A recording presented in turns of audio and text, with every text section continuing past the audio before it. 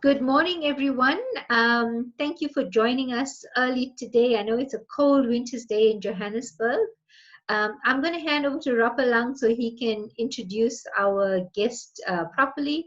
I just wanted to stay on the line to let you guys know that later on, after 12:30, I'll be engaging with you on the next steps of your program, as this is the last module from your formal development. So over to you, Rapalang. All right, thank you so much, and welcome, guys, once again. As JC has said, this is the last of the the regular Thursday sessions that we have. They come to an end, yeah, JC definitely will be giving you a heads up about what the future of the program looks like in the end. And yeah, but I believe that we've been having great, valuable session for the past over 6 months now. So it's been a very, very long time. But yeah, it has finally, this part of the program has come to an end. So we really have the honor of introducing today Irisha. So Irisha, I just reminded her right now that we actually met at one of the events, the 67 CEOs, where I was facilitating a discussion, and that she was one of the panelists there, and very, very hot topic that we were embarking on, and it was really, really amazing. So yeah, I'm trying to look at the profile here. My computer is just playing games with me, and yeah, but it will be coming on soon. Just a second. Oh yes, there we go. So I'm just going to read through Arisha's profile. I'm just going to take the snippets and then post the entire profile on the WhatsApp group, just so that all of you can have a sense of who Arisha is. But she is actually the executive director of Redefine Human Capital, and the founding member of Vision of Joy, which is an NGO. She's actually also the board member for the South African Women in ICT Forum. And then she ensures that the STEM training and development are on the agenda to tackle the youth and unemployment in South Africa. So she's also quite heavily involved within the ICT sector. And then she holds a BA honors from the University of Johannesburg and the BTech degree from the University of South Africa. And also she's a neuro-linguistic practitioner, so the master practitioner and integrative enneagram practitioner accreditation. And then yeah, so most of the other stuff I will post them on the WhatsApp chat group, just so that you guys can have the full on profile. So yeah, I don't want to take much of Arisha's time. I know that is really, really going to be a great session. I did enjoy our discussion at 67 CO. I don't know where Jayshree met you, but I was amazed when she sent through your information that you're going to be taking on this, and I was like, oh wow, Arisha, you know. So I just kept quiet and didn't tell her that we've met before. So, but I'm really, really excited that we have the honor of hosting you today and coming to share with our entrepreneurs your experience, and also for the fact that you are really someone who practices in the field and an expert in the field of HR. And some of our entrepreneurs have been saying that we can't handle our teams, especially during the lockdown. We don't know what to do with our teams. And I think those are some of the things that we'll be unpacking, just to give them clarity on how they can manage their teams, they can enhance the quality of their human capital. And I think that is really, really going to be a great one today. So guys, here is Arisha. I'm really, really excited to be welcoming her for the session today. So Arisha, you can take it on. Thank you, Jayshree. Thank you, Rapalang. Thank you so much for inviting me. I'm so excited to be here. So as Rapalang mentioned, I'm a director of a company called Redefine Human Capital. And our focus is really redefining the way people experience work, and also how to create winning teams within organizations. So I know it's cold, guys. I hope you've got your cup of coffee. I hope you've got your rusks. Thank you so much for coming and logging on this morning. And we're going to be covering a lot today from an HR perspective. So, you know, keep your cameras on if you can. I know some people want to hide behind their cameras, but if you can, it would be nice to see some pictures or some faces. Please ask a lot of questions on our Q&A box, and try and close all distractions. So put your cell phone away, you know, close the doors so the kids don't interrupt you, and just use this time, the next 2 hours, just to focus on really reflecting on your organization from a human capital perspective, and in terms of how you can actually you know, make a winning team or create a winning team. So to start off, I'm going to share my screen with you, and we're going to start off with the poll. It'll be great if you can all just complete the poll, because it'll just show basically where we are at this point in time. And the 3 questions on the poll are you currently working from home? You know, how challenging are you finding leading your team in the current atmosphere? And, you know, how open are you to the idea of working from home past the pandemic? So let me just share my screen and the poll.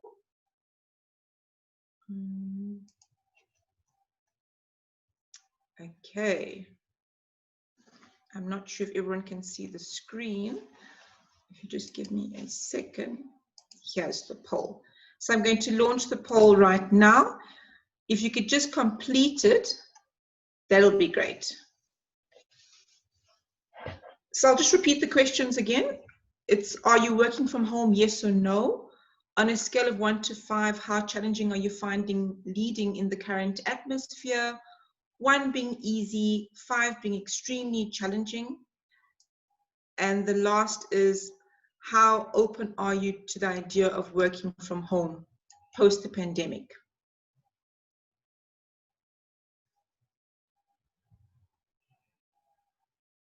So I've got 3 people already that have completed.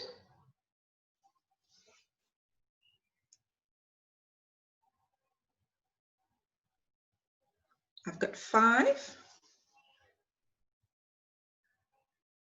So it's quite interesting. It seems like most of us are working from home. So far, 100% have said that they're working from home.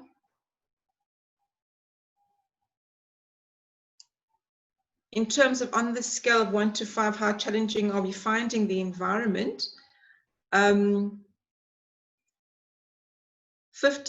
says, you know, okay, that they are finding it quite challenging, but not overwhelming, but challenging. And wow, so far 63% have said that they're open to the idea of working from home post lockdown, which is pretty awesome. Okay, so that's, wow. So I've got 100%, 10 out of 10 have completed the poll. So everyone has said that they are working from home. 50% have said that they're finding it challenging, but it's not overwhelming to be working from home. And majority, 70% have said that you're open to the idea of working from home. Wow, that is awesome. But I think it's also a reflection of where we are at the moment as a country. I'm just going to quickly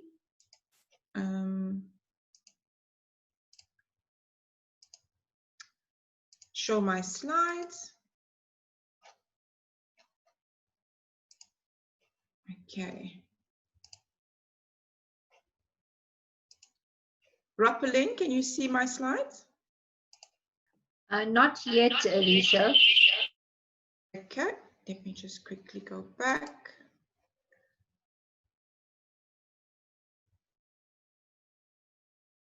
Okay.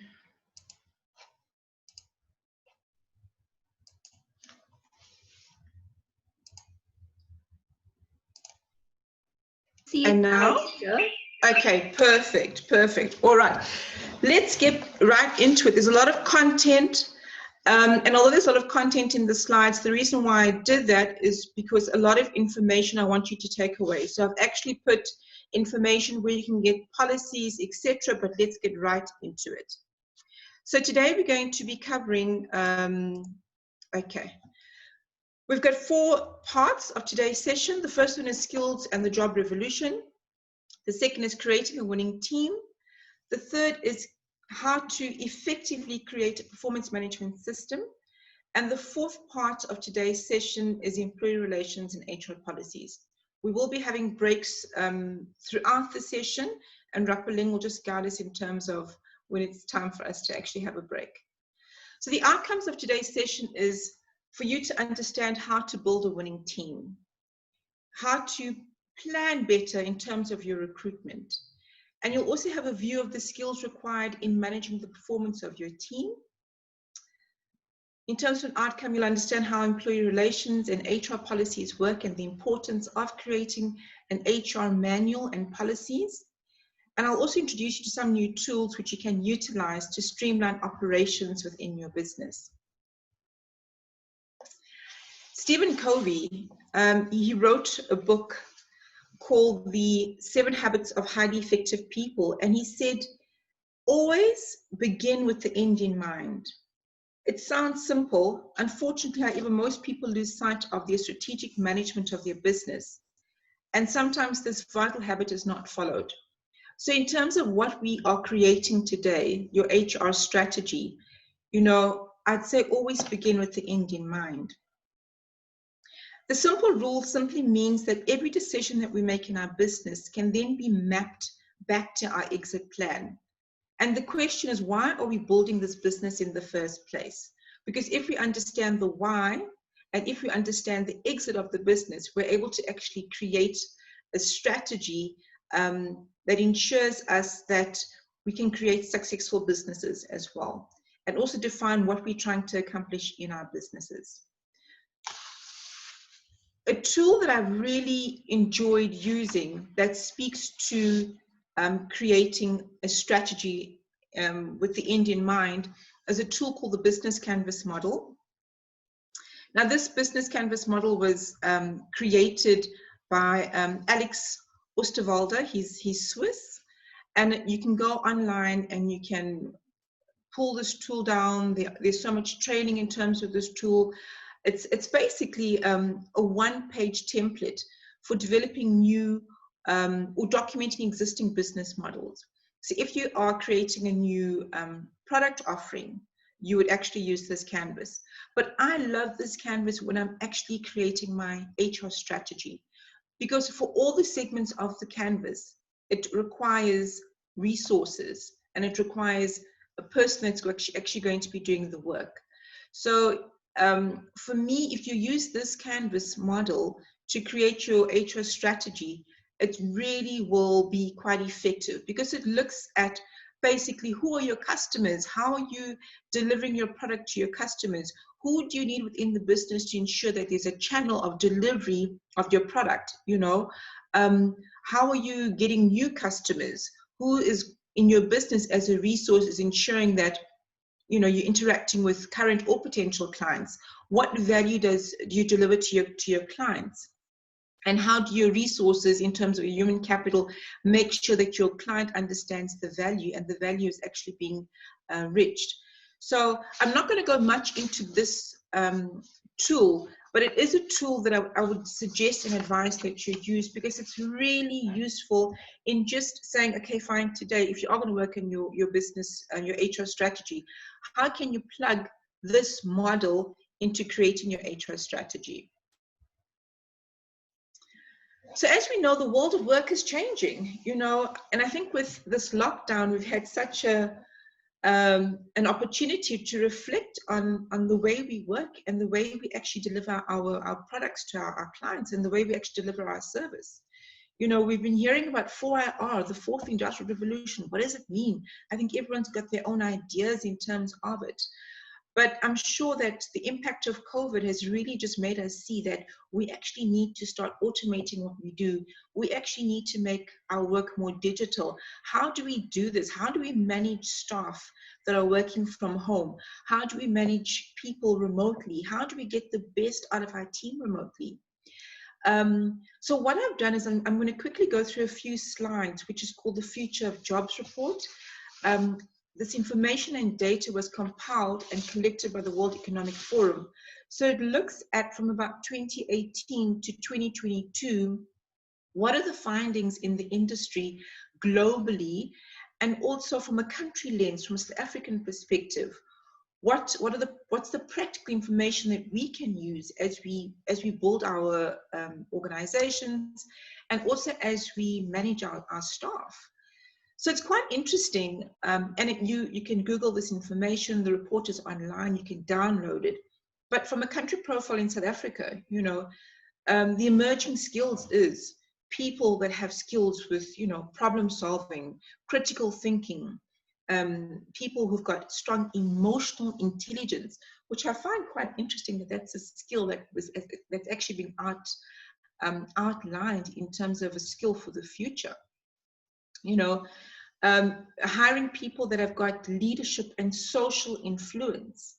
And for me, that skill really speaks to where we are, that everything is about digital, you know, so it's about getting your product online, on Instagram, on Facebook, on YouTube, you know, and it's really getting staff that actually have that social influence, so they can actually go to market, because your staff will actually be your marketing tools to take your product forward. So it's quite interesting. And if you look at the right-hand side of this slide, it talks to the responses to shifting skills needs, and what needs to happen in terms of the automation of work. The next slide speaks to the emerging job roles. So what roles are emerging globally and in South Africa? And a lot of the roles have to do with 4IR, with robotics, with biotechnology. I mean, you know, the other day it was quite funny. I went to Botswana, and even in Botswana, you now have biometrics where you need to have your fingerprints at the border. I was in Uganda about 8 months ago, and it was the same. So I was actually quite taken back to say, well, biometrics is now part and parcel of if you have to go from one place to another place where they want to have your fingerprints. So a lot of the roles that are emerging has to do with analytics and this being from a digital perspective. So even in the space that you are in, already start thinking, you know, in terms of skills that your business would need. A lot of this type of skill would need to come into play. So interesting, because this really talks about what are the stable roles that are emerging, what are the new roles, and what are the redundant roles in all industries globally. And you know, looking at this data, it's quite interesting that people that work within the trading floors, for example, of banks, are being made redundant, because banks don't need people to trade, because now they've got computers that can create the algorithms that know their clients. So already within the industry that you're in and the business that you're in, look at the data and see, well, which roles are stable. Because it's quite interesting, if you look at the stable roles like HR are still very much part and parcel of a business. Roles, you know, within financial investment advisors is still a stable role. But a role like a data entry clerk, so a data capturer, are roles that could be redundant. And I'm going to speak about skills audit, because I think as we create the HR strategy, creating or running with the skills audit is also very important, because then you can see already within 2 years, within 3 years, what roles in your business could become redundant roles, because there's just not a need for them. And this slide is just interesting because it compares the skills demand. So what was important in 2018 to what's trending now, to what will be declining in 2022. And once again, there's a common theme, and the common theme is really about analytics, technology, how we can use technology, how we can hire employees that have that strong technical understanding or background. Quality control and safety awareness is also very key now. But in 2022, the question is, in your space, will that kind of role still be key? So these slides are just really about reflecting in terms of your own business, and in terms of when you conduct your own skills audit, which roles are relevant in your space. So part 2 of today's workshop is looking at how do we create a winning team.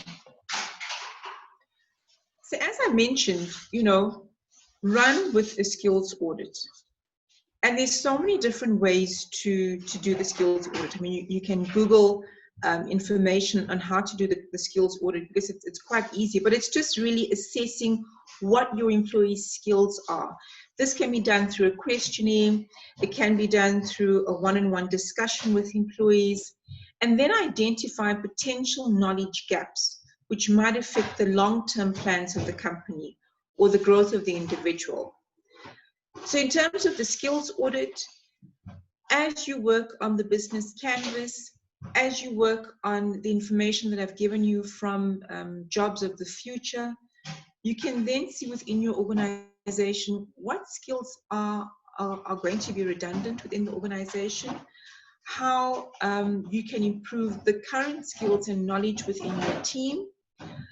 It can also help you in terms of lowering your training and your development costs, because now you will know basically what training your staff would need, and if you could do the training yourself, or would you need to actually send the staff member to get accredited training.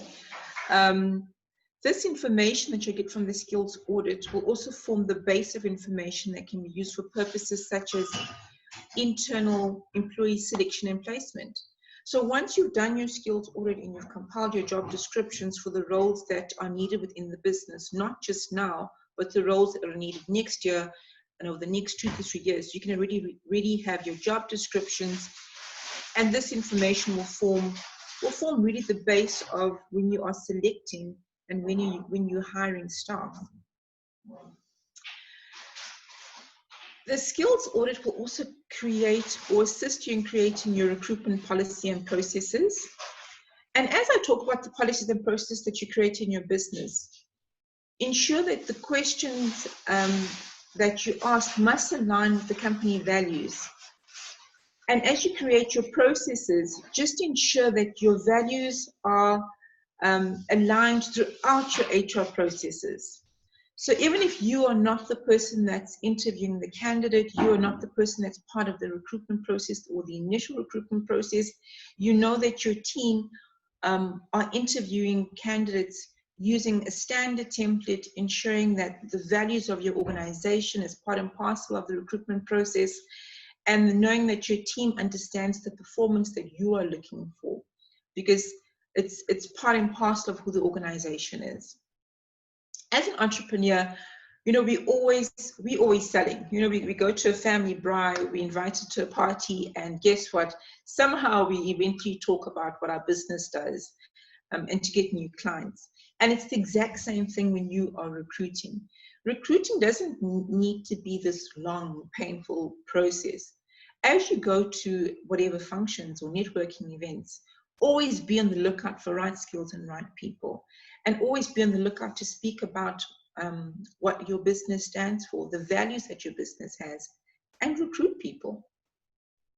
Once you've decided in terms of the skills audit and your recruitment policy, what skills you're looking for, before going to market, speak to people that you know. So speak to already your peers, your colleagues, people at your place of worship, and let them know this is the skill that I'm looking for. If they can, ask them if they can refer someone to you, because it's usually when people refer people to you, they'll refer someone that they respect and that they admire.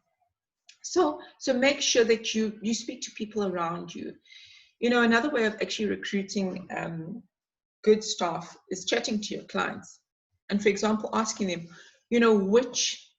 which one of the suppliers or potential suppliers always calling and always, trying to sell, and find out who pays, which companies have the best sales team, and then really just target those companies. And that's what I love about platforms like LinkedIn, because on LinkedIn you have access to everyone. You can decide, okay, fine, this is the skill that I'm looking for. You can plug it into LinkedIn. You already know exactly what the skill that you're looking for, and then you can just interview to make sure that they're aligned in terms of the company values. You know, I always get asked the question by companies in terms of, you know, I don't really do checks because it's too expensive to do the checks. I don't know how to do the checks. And I always say the verification process when recruiting staff is of utmost importance.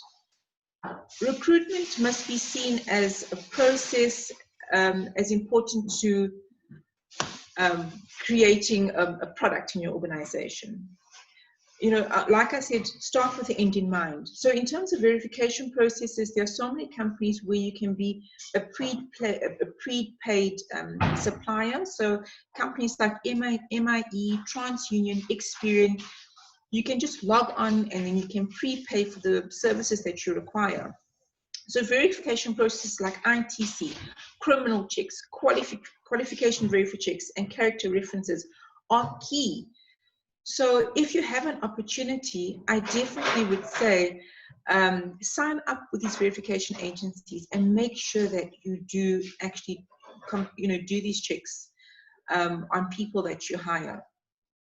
Also, in terms of when you're hiring employees, make sure that you actually create employee folders, and whatever you have in the folder must be standard. So every single person, for example, would need to have an ITC check. If that ITC check is very important to the business, every person would need to have a criminal check. If qualifications are very important, everyone should have a qualification verification. So automatically the files that you create on your staff are standard and they have the information that is required. You know, in terms of building a winning team, I always say that the best way to do it is to hire people that have an entrepreneurial mindset. Years ago, one of my first jobs, the company that I worked for, they believed in hiring people that have an entrepreneurial flair. And it was quite interesting because in this company, everyone got the same basic salary. And each employee had to pay the company money to have a desk and to have access to the phone and to have access to the computer. So when I say pay the company money, because the role meant that we were all in sales, part of our commission would be kept by the organization to make sure that it covered our desk costs, if you want to call it. But the idea was so brilliant because each person at their desk ran their desk like an entrepreneur. So from the receptionist to the PA, everyone knew that they had to be creative in how they presented the organization. They had to be creative in terms of getting new sales in. And that was really awesome because I wouldn't say the burden, but the pain of getting new clients in did not just sit on the leadership team. Every person in the organization was involved in that. And so when you interview people, make sure that you, as you're building your winning team, that you're hiring people that are creative, like yourself, that you're hiring people that are curious, you know, not just people that are coming to do a job that you hire them for. You know, people that are curious about what's happening in the world, people that are curious about what's going to happen post-lockdown in the organization, what can we create, what can we do. I see your questions. I see there's a few questions coming through. What I'm going to do is after I'm finished with this slide, I'll just answer your questions. Okay. Hire people that have good capacity to see opportunities, that are critical thinkers, that have capacity to solve problems. And so as we're going through these different characteristics of the individuals that you hire, this is not just for your leadership team that you're hiring. This is also for every single person in the organization. You know, when you're looking at hiring people, look at people that are relationship builders. You know, the first thing I notice when I go to an organization is how the communication with the reception staff, there's usually either cleaning staff and how they interact. Automatically, by just seeing that, I can see the values in the organization and I can see the values with the, you know, in terms of how people have embedded the values within the organization, within themselves. And it's just by the relationship building. you know. So hire people that that you know that they just have got this X factor, and they can talk to anyone, and they can make anyone feel comfortable, and, you know, and at ease. You know, from a character, I look for people that have initiative, and they can work, you know, in terms of autonomy as well. For me, I don't have the capacity to be micromanaging people. So, you know, when I hire people, this is a key factor for me, that I hire someone who has got initiative, who knows, okay, fine, this is the day, it's planned, but, you know, I'm going to be innovative. I'm going to use my initiative. You know, I also look at people, and I advise you to look at people that are achievers and that are persistent. And how I see that is, when I'm interviewing people, I see that in terms of their CVs firstly, but I also pick up that characteristic from the character reference that I get on the employee or the candidate. So that's why character reference is so key. And the more references you get on an employee, the better, because it just really reconfirms your initial thought about the person from the interview. I also look at people who've got a capacity to work with the resources that they have at hand. So, you know, being a small business owner, I'm sure you guys are aware of it. You don't, you know, you're not this huge corporate that has this huge canteen that has all these resources.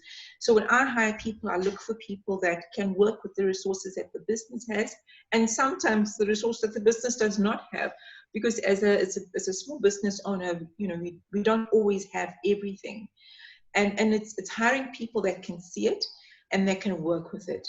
And that's why hiring people with entrepreneurial mindset is so important, because they don't have expectations that you need to deliver everything, you know, and they can actually work within the resources that they have at hand. When I hire people, I also hire people that have the capacity to create value.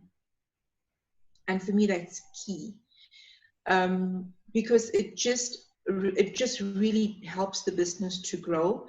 And when I talk about value, I'm not just talking about RAND value, I'm talking about value across the entire organization. So value in terms of picking up your hands and saying, I'll run with this training, I will do research on this product. Value of the individual picking up your hands and just taking on projects and not saying, this is my job and this is what I was hired for, and this is the only thing that I was hired for. So for me, capacity to create value in an individual is huge.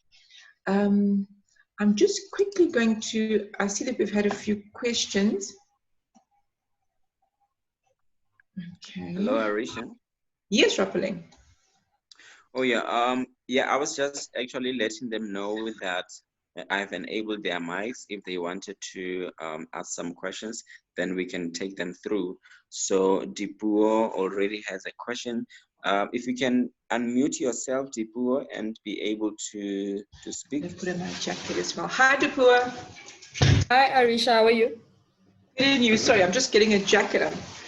I didn't realize how cold it is. But please ask your question. Okay, I've got two questions. The first one is, you know, the slide that you have on about hiring people that have the entrepreneurial mindset.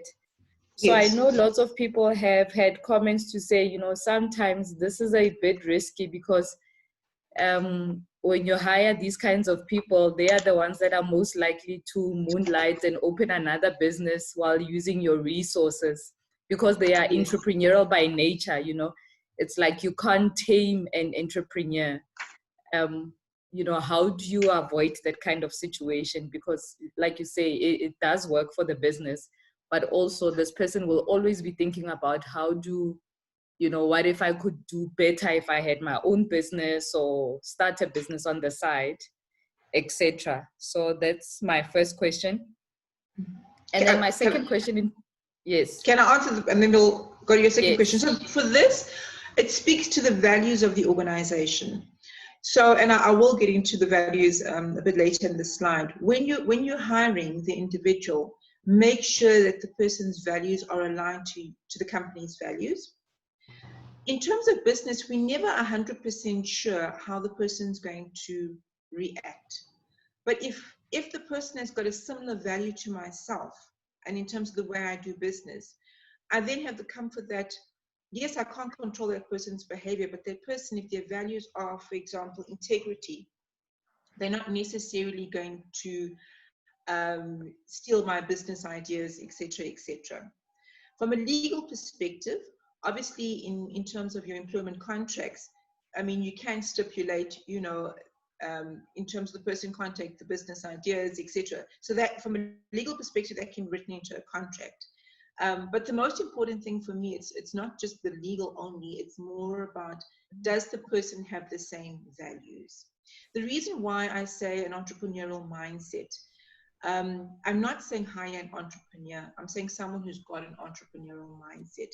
And this can be a youngster, you know, from wherever, from whatever background. But if the person is creative in terms of wanting to grow the business, that is already a plus. You know, if the person has the capacity to solve problems, that's a plus. So it's more of the mindset, not necessarily an entrepreneur.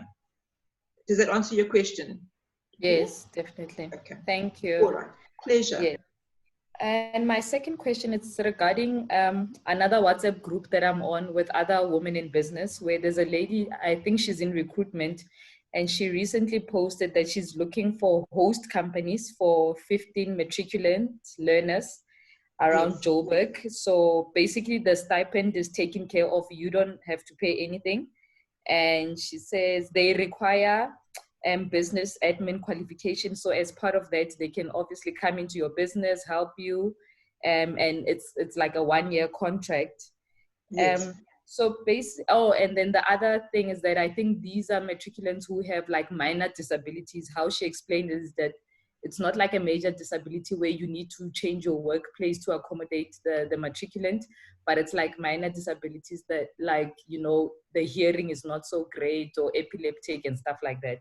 Yes. So I see a lot of people were interested. And I just want to know, when you interview maybe like a group of matriculants like this, where you obviously know that they have no work experience, how do you pose your question in such a way that you can get that this person is creative, is curious? Is there something that you can get off the internet? Do you have links to some questions that you can pose in order to kind of see what type of person they are and if they're gonna fit into, because you can't ask experience related questions, right? Because they don't have experience. Okay. Yes, thank you. Great question. So I'm going to send Jayashree just some interview questions that I normally use. But depending on the role that I'm hiring, my questions change all the time. So obviously, if I'm hiring a director of an organization, my questions are very different to a graduate, like you said. But at the back of my mind, in terms of these characteristics that I've gone through, I build my questions around it. So when I talk about creativity, it's not necessarily about the work that they've done. You know, give me, and I'd say, for example, give me, let me know of a time where you were involved in a project where you had to be innovative. And then I'd hear what the person says. Because I know they wouldn't have the work experience, but they've got the life experience. So either could it be a project, you know, at church, or I don't know, you know, within a social setting. But I'd actually go through the criteria that I've just outlined for you, and I would build questions around that. Okay. So, for perfect. example, Thank you. and this is like this is quite a popular question. So if I have someone who hasn't necessarily worked, but I'm thinking of, you know, I could put this person in terms of sales, I'd say, all right, here's a phone, sell this phone to me. And I hear how they would come across, you know, and I would rebut them and see how they come back from it. And I'd do it 2-3 times and see how tenacious they are or how persistent they are. So there are ways of building questions to get the information that you need, but it's just being about more creative in terms of asking the questions. But I will send out a list of, you know, if it's for a grad, look for these questions. And also in terms of questions, so there's a thing called competency-based questions, and competency-based questions are really questions based on the person giving you examples, but life examples. So they can't give you general answers. You know, this is what I think I would do. It's putting them on the spot and making sure that they're giving you a life example of, for example, tell me about how you dealt with conflict. Tell me about when you were in a fight with someone. What did you do? You know, no, I've never been in a fight with someone. Really? Come on, you know. And that's how I'd actually get them to answer the questions. Thank you, Arisha. Pleasure, Dipio. Hi, Risha. I think you also spoke about the verification checks that need to be conducted. So are you able to guide us through how can one go through that? How much are the costs, where they can find these verification agencies that can do all the checks for them, just to, because I think they are quite critical, because most of the time when we hire as entrepreneurs, you know, we just come across people, we get interested, and then we discover things much later, where had we conducted proper verification for these individuals, would have avoided certain things. So how does one just initiate that? How do you go about it? And where do you get all these verification agencies that can do the background checks for you? Okay, so this, I mean, the and slides what does it include? Okay, so the slides that we're going through now, everyone will get. But on this slide, in the last sentence, I said there's a company called MIE, there's a company called TransUnion, and there's a company called Experian. EOH also does tests. So you just would need to go onto their websites and have a look. You could register yourself as a sort of a prepaid client, where you only pay for the checks that you require. And they would send you, you can log on, it's all done online, you'd need to complete a certain form that you need to complete, and then you'd literally load money into your account.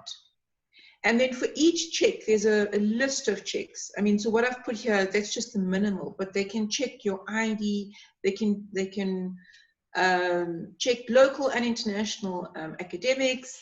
They can do the character references, although I say you rather do the character reference yourself. Reason being is, if you call for a character reference, you'll be able to hear in that person's voice if the person that you're hiring is just has lied in their CV. You'll actually hear if there's any issues. But there's a list of checks. You can do a check on someone's driving license. So anything that you can verify, these companies do have those checks. And the great thing about these organizations is they've got the costing of each check. So then you can see. So for example, if you want the full ITC, which is all the different verification agents' results on ITC, that's a higher cost compared to if you just wanted TransUnion ITC. You can also do a check on your business. So I was busy with an RFQ process with a company, quite a huge company, and they were asking me for ridiculous things. And I said to them, I will send you a verification check on my business. So you can actually do a verification check on your own business. So if your business is in good standing or not. So with the verification check on your own business, it will look at the shareholding, it'll look at your BBB level, it'll look at if your company's ever been in default. I mean, it's really interesting, because what happens is most supply chains, they do this check anyways, but it'll be so empowering for you to have the results for yourself in terms of your own business.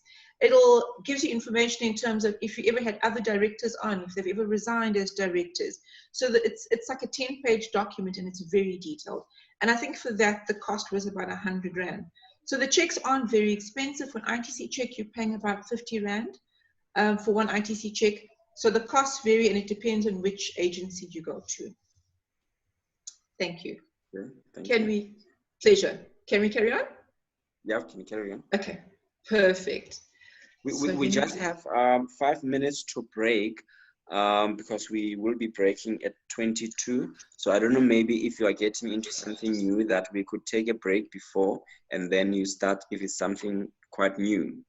I'm thinking this ties into Dipio's questions, and we'll just do this one slide, and then we'll go to break, if that's okay. All right, okay. not a problem. Okay, good. So I mentioned earlier on that creating the culture in your organization is so huge, and that speaks to the values. So, you know, creating a culture of engagement is similar to having a garden, you know, and that's why we use the phrase growing your culture. And what, in terms of your culture, it's about you as the leader of the organization. It's you as the entrepreneur driving the culture in the organization. But how do we build a culture of an organization? So it takes attention and it takes planning, but the first step is to have an assessment. So on this slide, I've included 2 free assessments that you can do with your team. It's all online. The one is called the Barrett Survey, and the other one is called the Kind Quiz. So these 2 surveys provide a wealth of information in a report that helps you to understand your own values within the organization. So what I've done with my team, I've done these surveys, and then in a powerful manner, we had lunch and learn sessions, like on a Friday. Everyone completed the assessments. We then sat down together and we looked at everyone's values that everyone holds dear to them. And then collectively, we made a decision in terms of which values are the company's values. And it was so important for us to do that step because everyone felt like they were part of the organization. They were part of creating the value.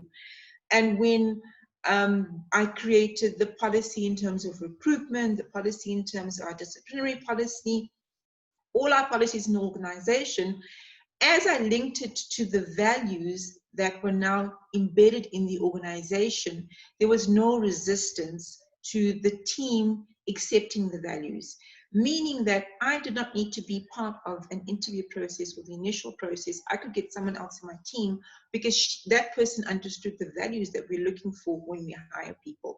That person understood the values that we're looking for when we are suppliers or when we have a supplier supplying to us.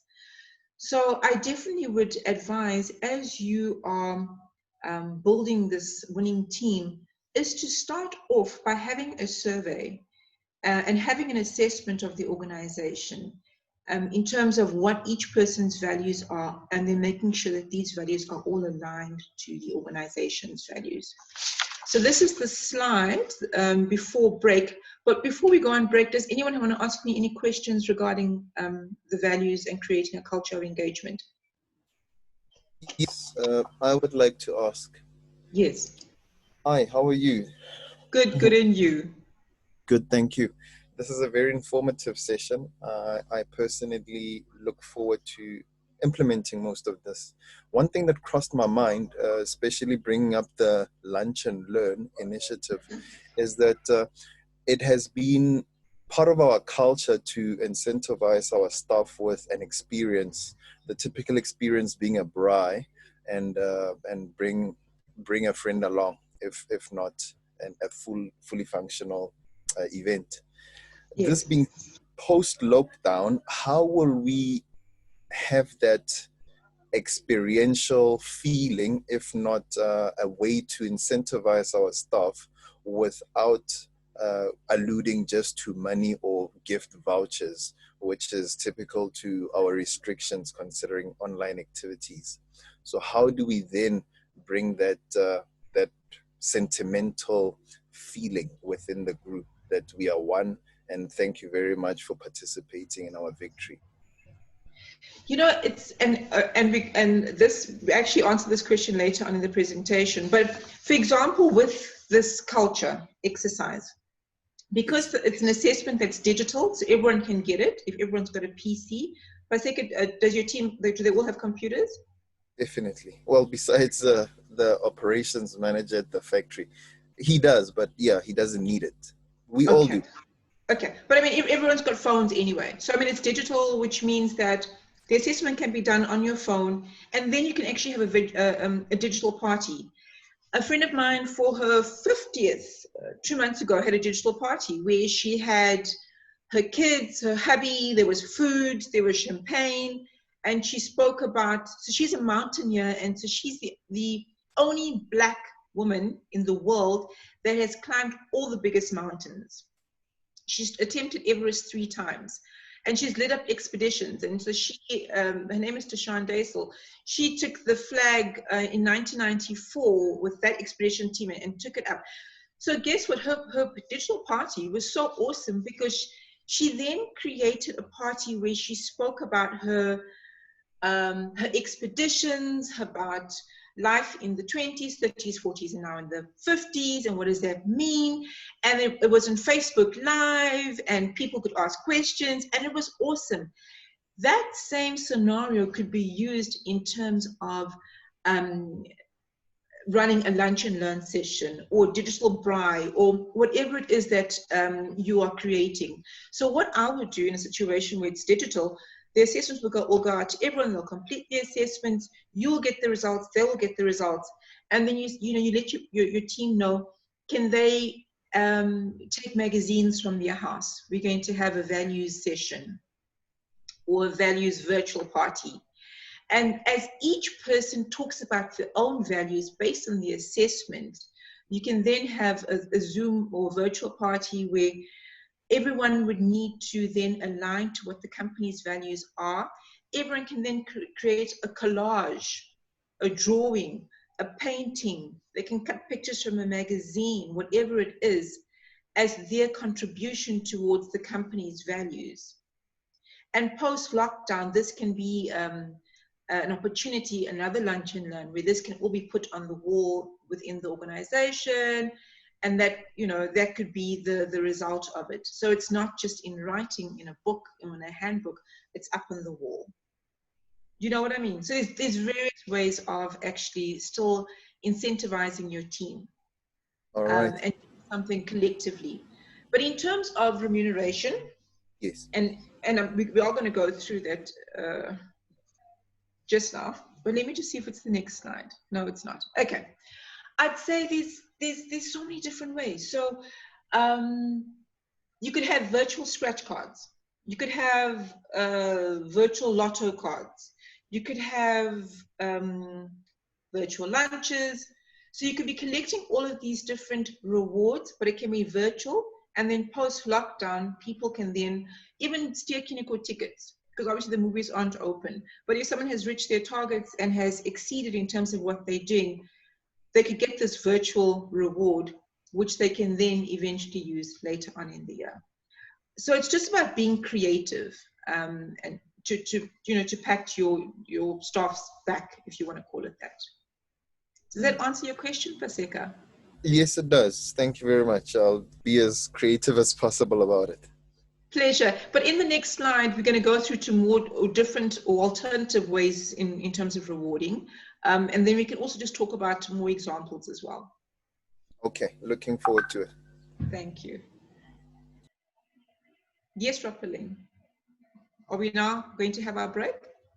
Or yeah, I think we can have a break while they're still getting their questions ready for the next session. Yeah, it seems like a lot of guys, they are really edging to come up with their questions. So yeah, so we will be getting more questions after the break. So we can take a break now. So it's almost 1:45. So let's come back at 5:02. Okay. Yeah, Thank you. 5:02 will be back. Okay, thank you. Awesome. Thank you. Great.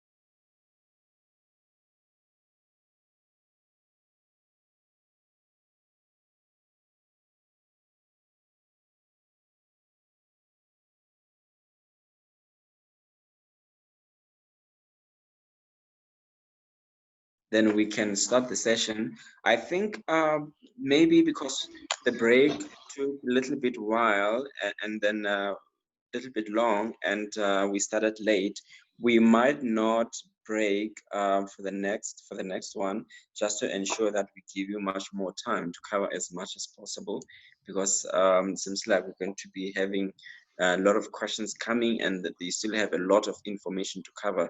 So I would suggest to the guys for us to not have a break, because already we are compromised in terms of time, and then just to really ensure that we get the best of what we have to cover today. Thanks. All right, should I go ahead? Or are we still going to wait for it? Okay, let me just go to the slide that we...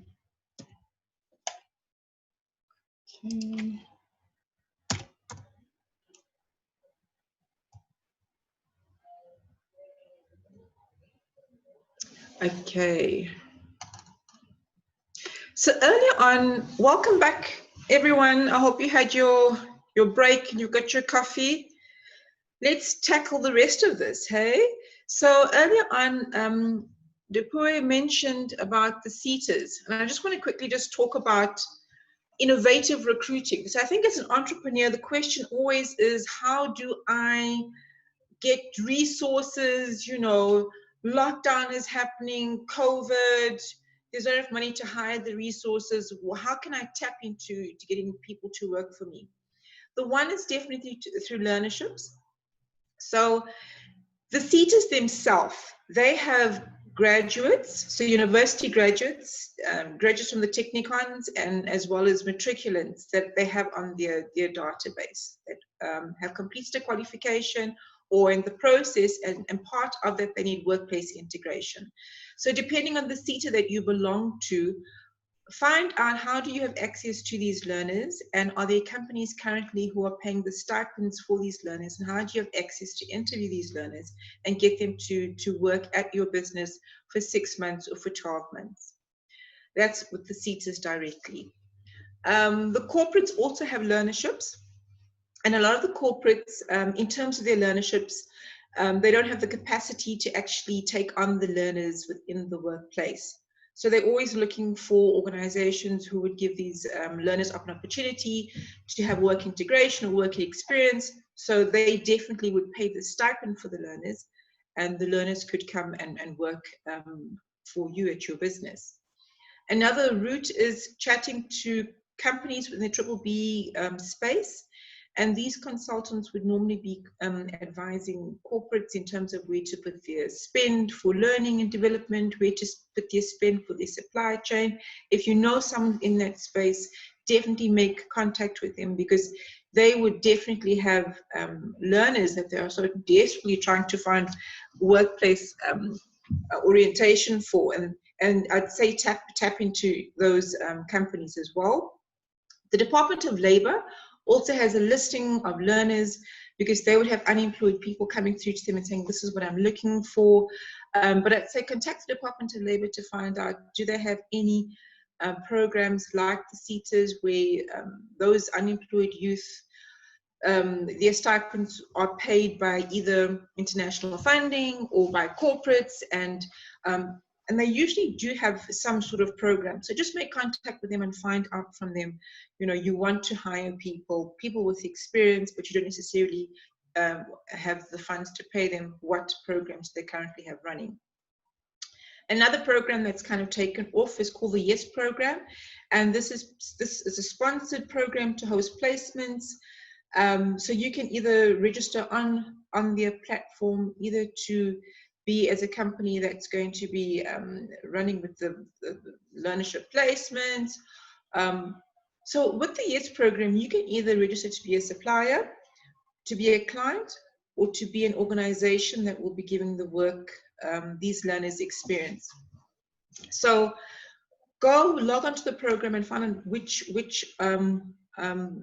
of the three that you'd like to register for, and follow up with them. So I had 5 learners off the YES program for the past year, and the individuals that I had already had, this was their second or their third learnership. So I think they had like NQF 5.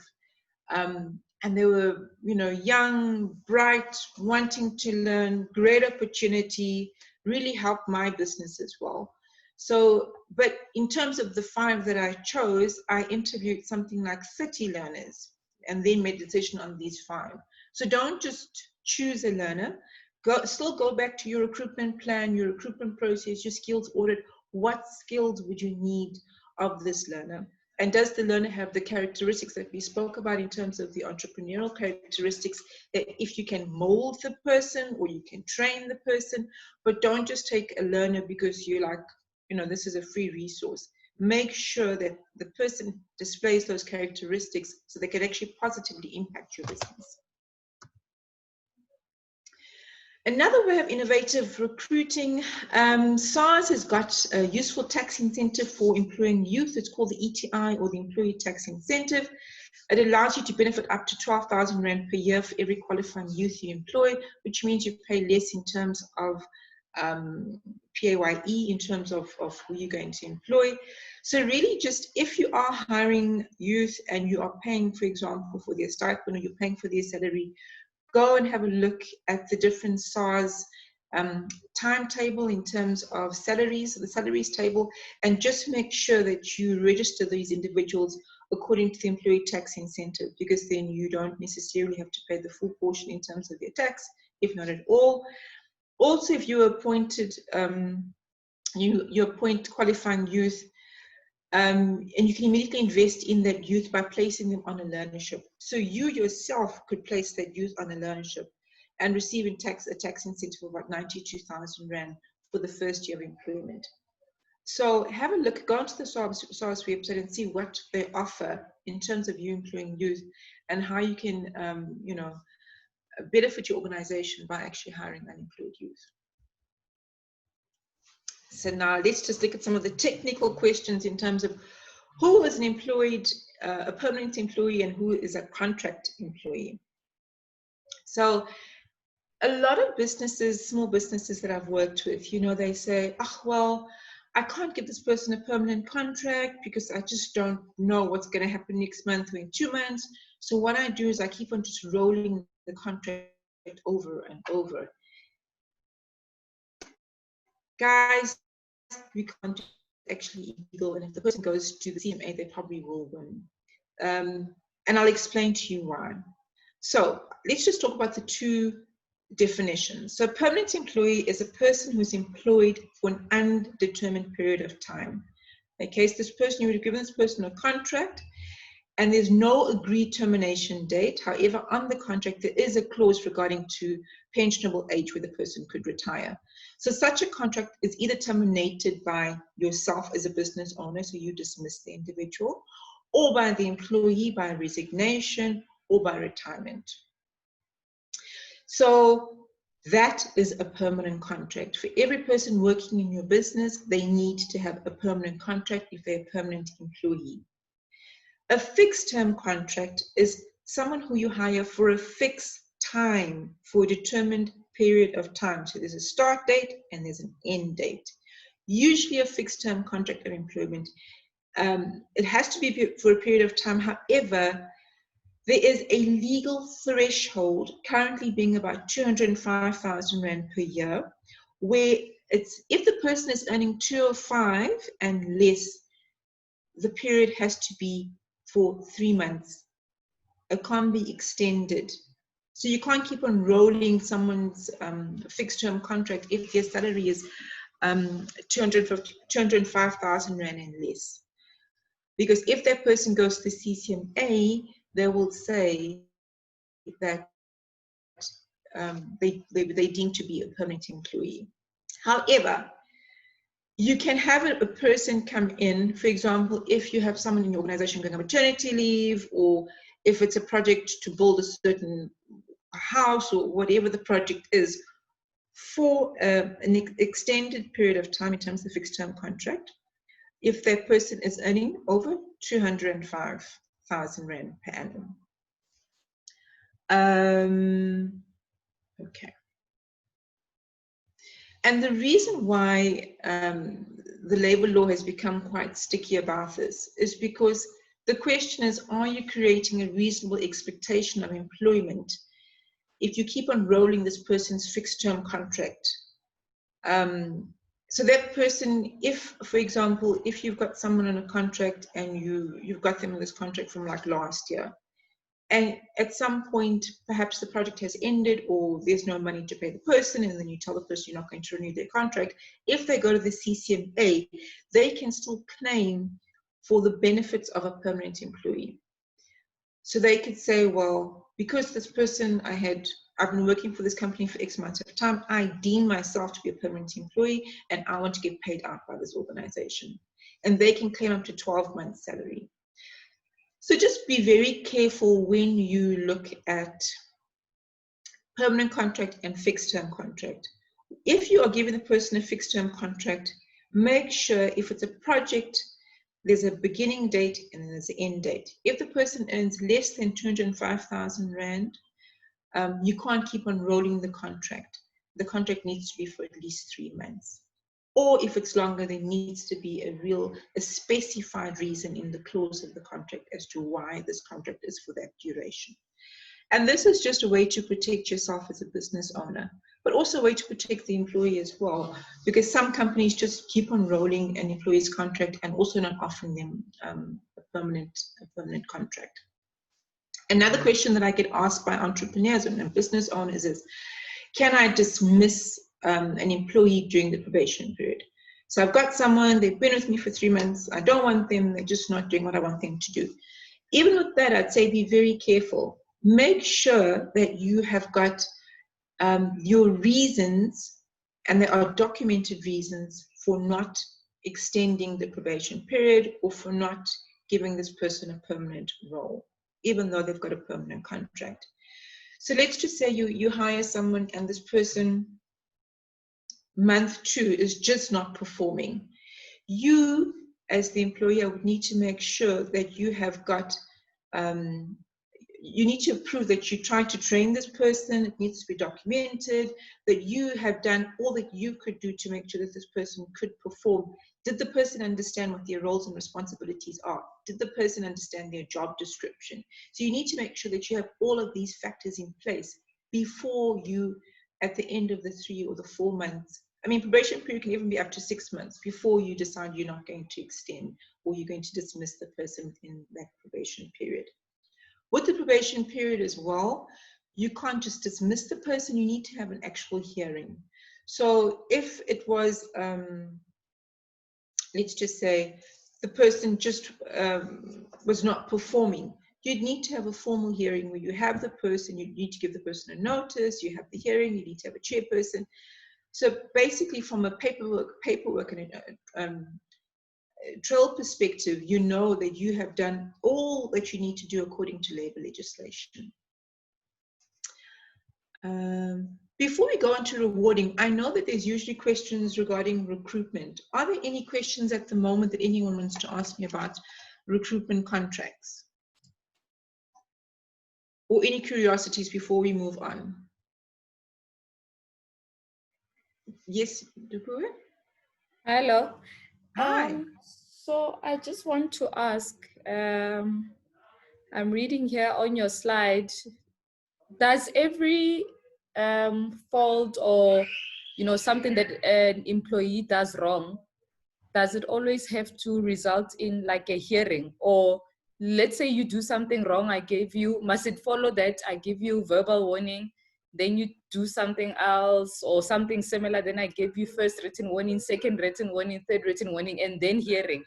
Or does every little thing have to be done via a hearing with a chairperson and notice, and like what is the process there? Okay. Basically. So having a performance management structure in place really helps in terms of not just going into hearing, because the employee, your staff member, is not the enemy. There's usually just reasons for certain behaviors. So what I would encourage, and we will speak about it in the next few slides, is how do you create a performance management system where you are speaking to your employees, you're giving feedback to them quite constantly in terms of their performance. However, for example, if it's a misconduct. So as we create policies and as we create the strategy, we would need to create policies that speak to the strategy. If, for example, the individual steals a computer, in terms of the disciplinary policy, there's a kind of a weighting. When I say weighting, is kind of like a weighting for each misconduct.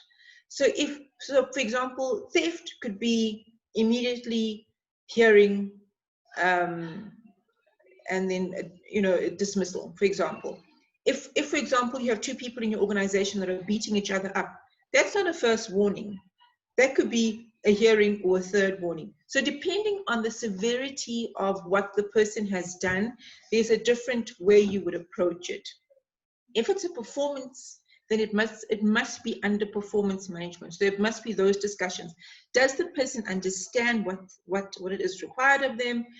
You then would need to create key performance KPAs or KPIs to make sure, yes, it's a painful, tedious process, but you're making sure that it is what it is. And if the person really doesn't get it, then okay, fine, then we need to go another route. But really, it's not just about the person's done something wrong. It now needs to be a warning or a second warning or a third warning. Your disciplinary policy will inform what the person did and what the process should be followed in terms of what they did. Does that answer your question? Yes, it does. And then Okay. obviously from that hearing, whatever the verdict is, you can dismiss that person. Yes, so the chairperson would write up the verdict, but the employee can still go to the CCMA with that. So you want to make sure that your processes from your disciplinary policy is created in such a way that it speaks to all of those different challenges or all of those different misconducts that the person could do. It then speaks to how the business is going to address it. It also then speaks to if the employee doesn't agree with the result, what the person can actually do. And it needs to be communicated to the organization. So in terms of creating the various policies, and I'm going to share later on in the presentation, websites where you can actually just download the policies, but then you need to take the policies and make sure that they speak to your organization. And these are South African companies, so they link to South African labor legislation. But in terms of your organization, if post this training session you decide, okay, fine, I'm going to create my employee handbook and I need to have all of this information, you then need to have sessions where the information is communicated to your team. So let's just say with a disciplinary policy, in the employment contract, it needs to refer to this disciplinary policy as well. So I know you had an earlier question in terms of staff taking your intellectual property business idea, potentially going to other clients or to your clients. That needs to be spoken to in the disciplinary policy and in the employment contract. So the two need to speak to each other. In that scenario, in your disciplinary policy, I'm married to an attorney, and so my husband always says to me, what would a reasonable person do? So you need to make sure that as your staff, the information needs to be communicated to them. So they can never go to the CCMA and say, I didn't know, no one tell me if I smack this person that I won't, They need to know. If I take a gun into an area to work or to a client or whatever, it's a dismissible offense. So automatically that needs to be up on the walls. It needs to be communicated. And a fun way of doing it is on lunch and learns, where you actually have these different sessions. And it's not long, it's like an hour or two, where everyone would be emailed or given the policy, whatever the policy is for that week. And there'll be different discussions on the policy. So everyone gets to ask the questions, everyone gets to know, and it answers the question is, what would a reasonable person know? Thank you. Okay, Risha, there's a question from Peter. Let me just read for you the question. So Peter is asking, how do I record a verbal warning? Do I need to audio record it or write it down after the hearing? And I know that because a lot of entrepreneurs, you keep talking to your employee over and over. When does it become a written warning? When does it become, so how does it work? Okay, so with warnings, even with the verbal warning, so you can record it because technology is so amazing. However, at some point, like later that day or the next day, send the person an email on a template saying, this was the verbal warning, it was for this. You always want to have a record of that communication, because if you go to the CCMA, they're going to want to have a portfolio of evidence. So always think to yourself, I need to create a portfolio of evidence. So let's just say the verbal warning was late coming. Okay, so you've had the discussion, why are you late? And the person's got their reasons. Okay, I woke up late or whatever the reason is. Okay, so you have a verbal warning. The verbal warning will have a duration to say, if this happens again in the next 6 months, I'm going to give you a written warning. It happens again in the second month, you get your written warning. But it's for the same misdemeanor. So it's for the same misconduct. You can't have different warnings for the same thing. Does that make sense? So let's just say if this is the issue, then you've got a warning for this. If there's another issue, then you have a warning for that. However, your policy will dictate to you based on what the misconduct is, what warning they should get. I think I'll attach a copy of a disciplinary policy so you guys can work through it. So you can see if it's late coming, automatically you will know this is the warning. If it's another misdemeanor or misconduct, you'll automatically know this is the warning. But try and make sure that you always put things in writing. I know it's quite tedious because you're like, I've got a job to do. I cannot be putting all this stuff in writing. But think of it like this. You are creating a portfolio of evidence for this individual. As you started your skills audit that we spoke about, as you started creating your folders or your files for your employees, these warnings go into that person's folder. And it can be a folder on your system that you're creating for all your employees.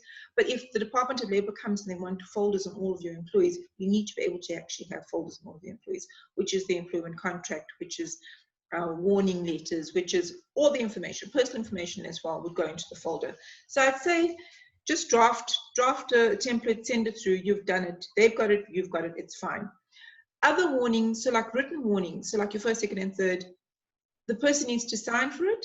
If they don't sign for it as you give it to them, then it must be noted that they didn't sign for it.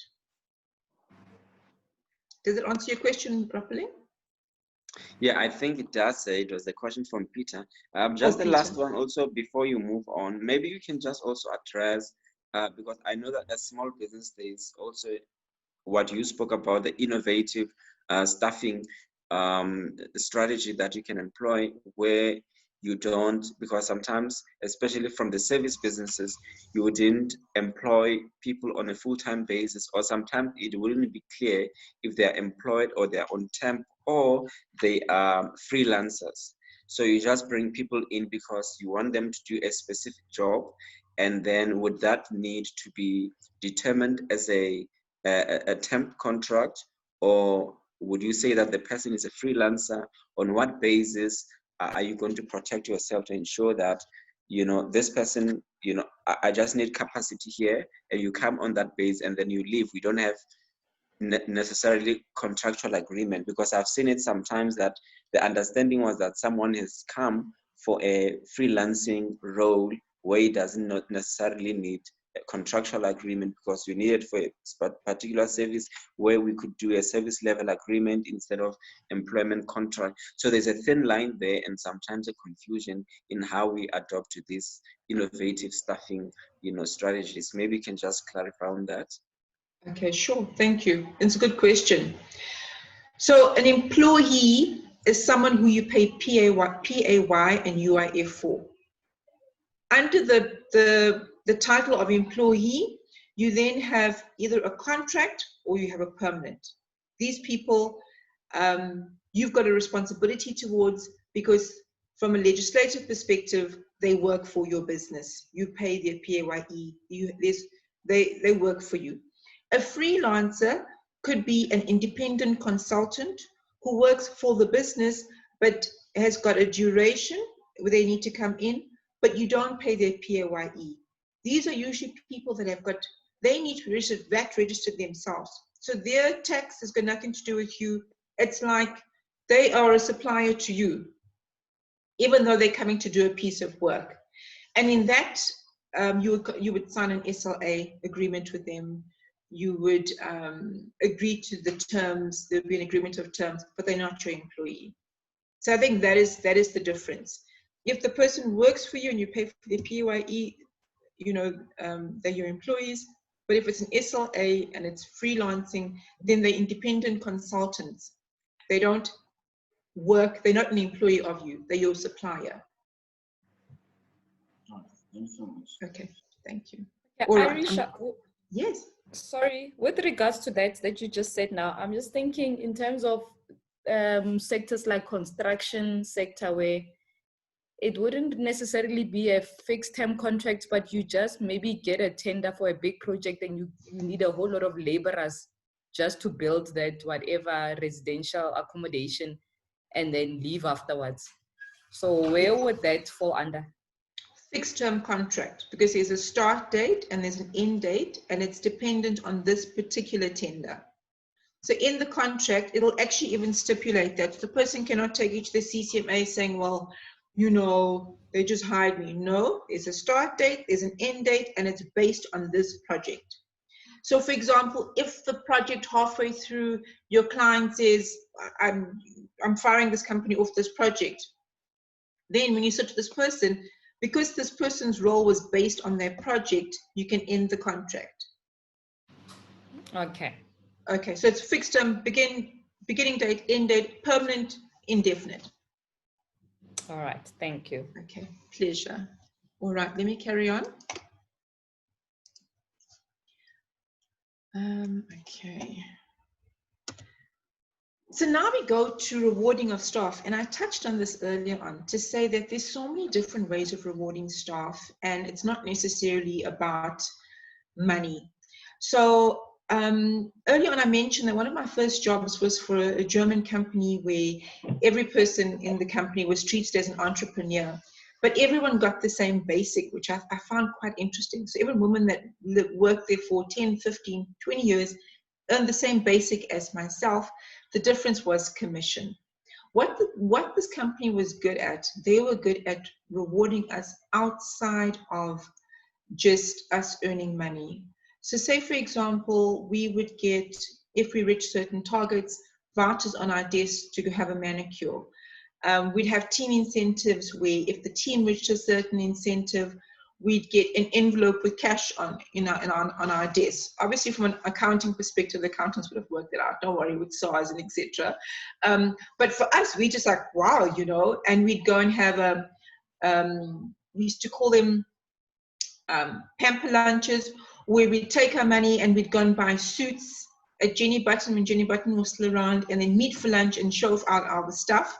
We'd have go-karting, we'd have bungee jumping.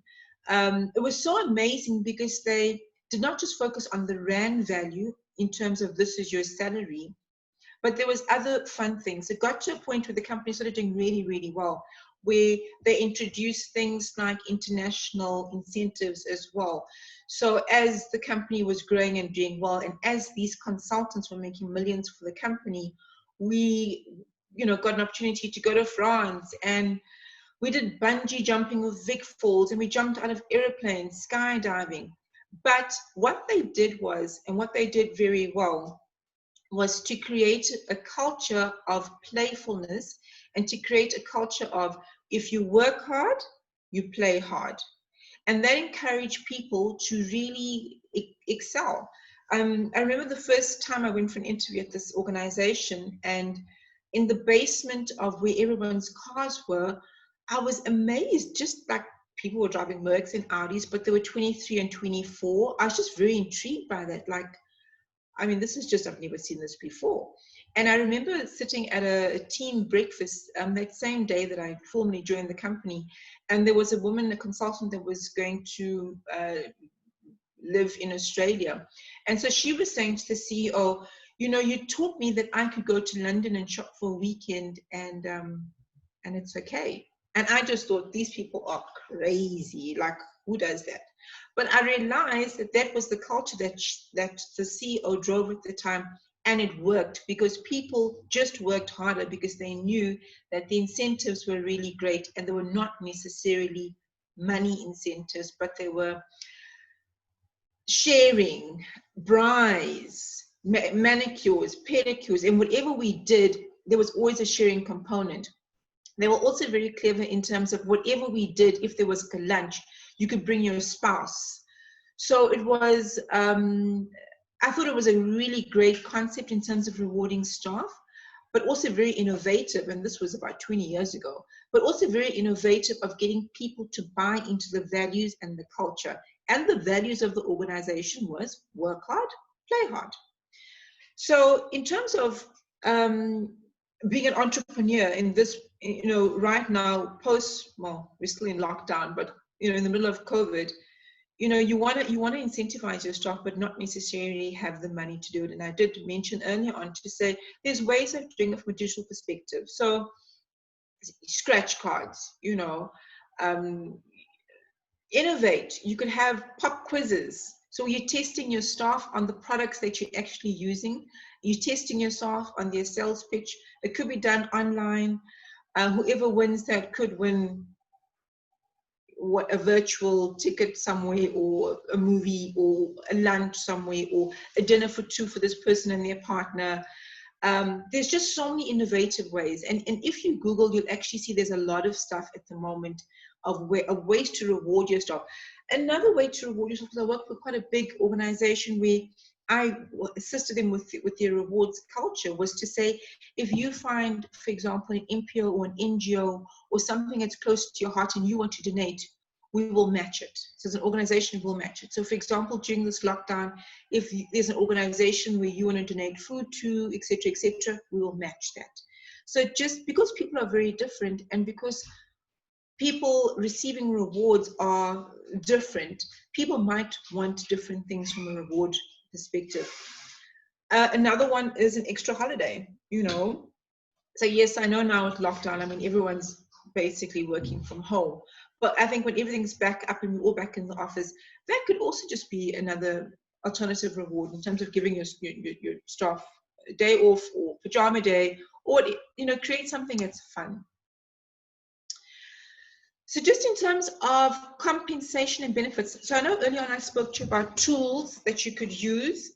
You know, just make sure from a comp perspective and from a benefits perspective and from a fixed term contract and, you know, a permanent contract and your SLAs, make sure that you have your ducks in a row from a legislative perspective. So with your permanent contractors and your fixed term contracts, make sure that they're registered for UIF, you know, PAYE, make sure that you've registered your employees. Also, decide, you know, if you want to outsource your payroll, your banking, your bookkeeping, or not. There are so many free accounting systems as well, where you can also build your incentives to as well. So I know F&B has got a free system. There's a system called Typeform, which is an easy online tool to gather information quickly from clients. You could also use these tools in terms of your rewards and in terms of creating rewards. There's a system called Xero, which is a cloud accounting software for invoicing.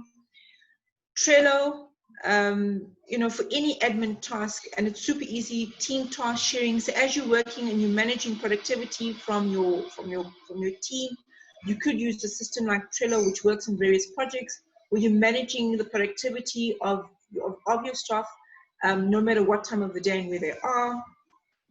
In terms of training, in terms of those lunch and learns that we spoke about, there's a system called Loom, there's a system called Zoom, which is also free screen video recording software, where you can actually record the training that you're providing and create a library of trainings which could be used as your company grows for orientation and induction in terms of the systems that you actually have. Before we go into part 3, do we have any questions?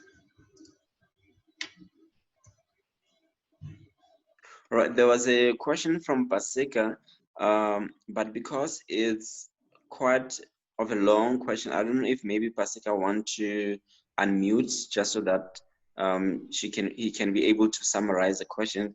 It was quite long, drafted. So Pasika, I don't know if you are able to unmute yourself and maybe just go through the question. Yeah, sure. Thank you, Rapala. Okay. So my question is in relation to probations. It's often wise of an employer just to assess the competence of the candidate or the prospect employee. However, I find it a bit challenging at times to define the period. Is 3 months the standard? Can you go longer? Can you go shorter? That's point number one. Point number two, or rather the third one in the list of questions I stipulated to on the chat. Can we have a reduced amount during that probation? This speaks to should every probation be paid? That's another one. And if we can have a reduced amount for the probation, can we then agree on a payment structure after the probation? Would it be a full payment or also based on targets? Then if this, by the way, there are like 5 questions. Okay, So, maybe I should answer one at a time. I'm like, whoa, okay, I'm not going to remember all of this. okay, let's Do you mind if I answer one at a time? So your first question was, should there always be paid probations? Okay. Yes. Remember, you give your employee a contract, and it's a permanent contract. That's why you would have the probation period. Yes, probation should be paid. You're paying the person their salary, so there's no reduction in. There shouldn't be a reduction in salary. The probation period. Some companies don't even have probation periods. And that's just the way it is. But for people that do have probation periods, the person should be paid in full. Think about yourself if you were going to work in an organization and someone says to you, well, for the first 3 months, we're only going to pay you X amount of money and then increase it. It could be used as an incentive for the individual, but I wouldn't necessarily want to do that, just because as much as you're assessing the individual in the 3 months, they're also assessing you, if that makes sense. Yes. So for me, it's someone's livelihood. Pay them. But if you decide after the 3 months that you now want to introduce a commission structure over and above or some sort of reward, then that can be done. But I don't think the person should accept a reduced package just because they are on probation. But that's just me. Okay. The period of the probation could be from 3 to 6 months. It shouldn't be longer than 6 months. And if it is 6 months, there needs to be a good reason as to why you want to put someone on a 6-month probation. So always think from a CCMA perspective, the CCMA would be more focused on the employee, and to say, well, you put this person on 5-month probation, it looks like you've looked for ways to dismiss this person.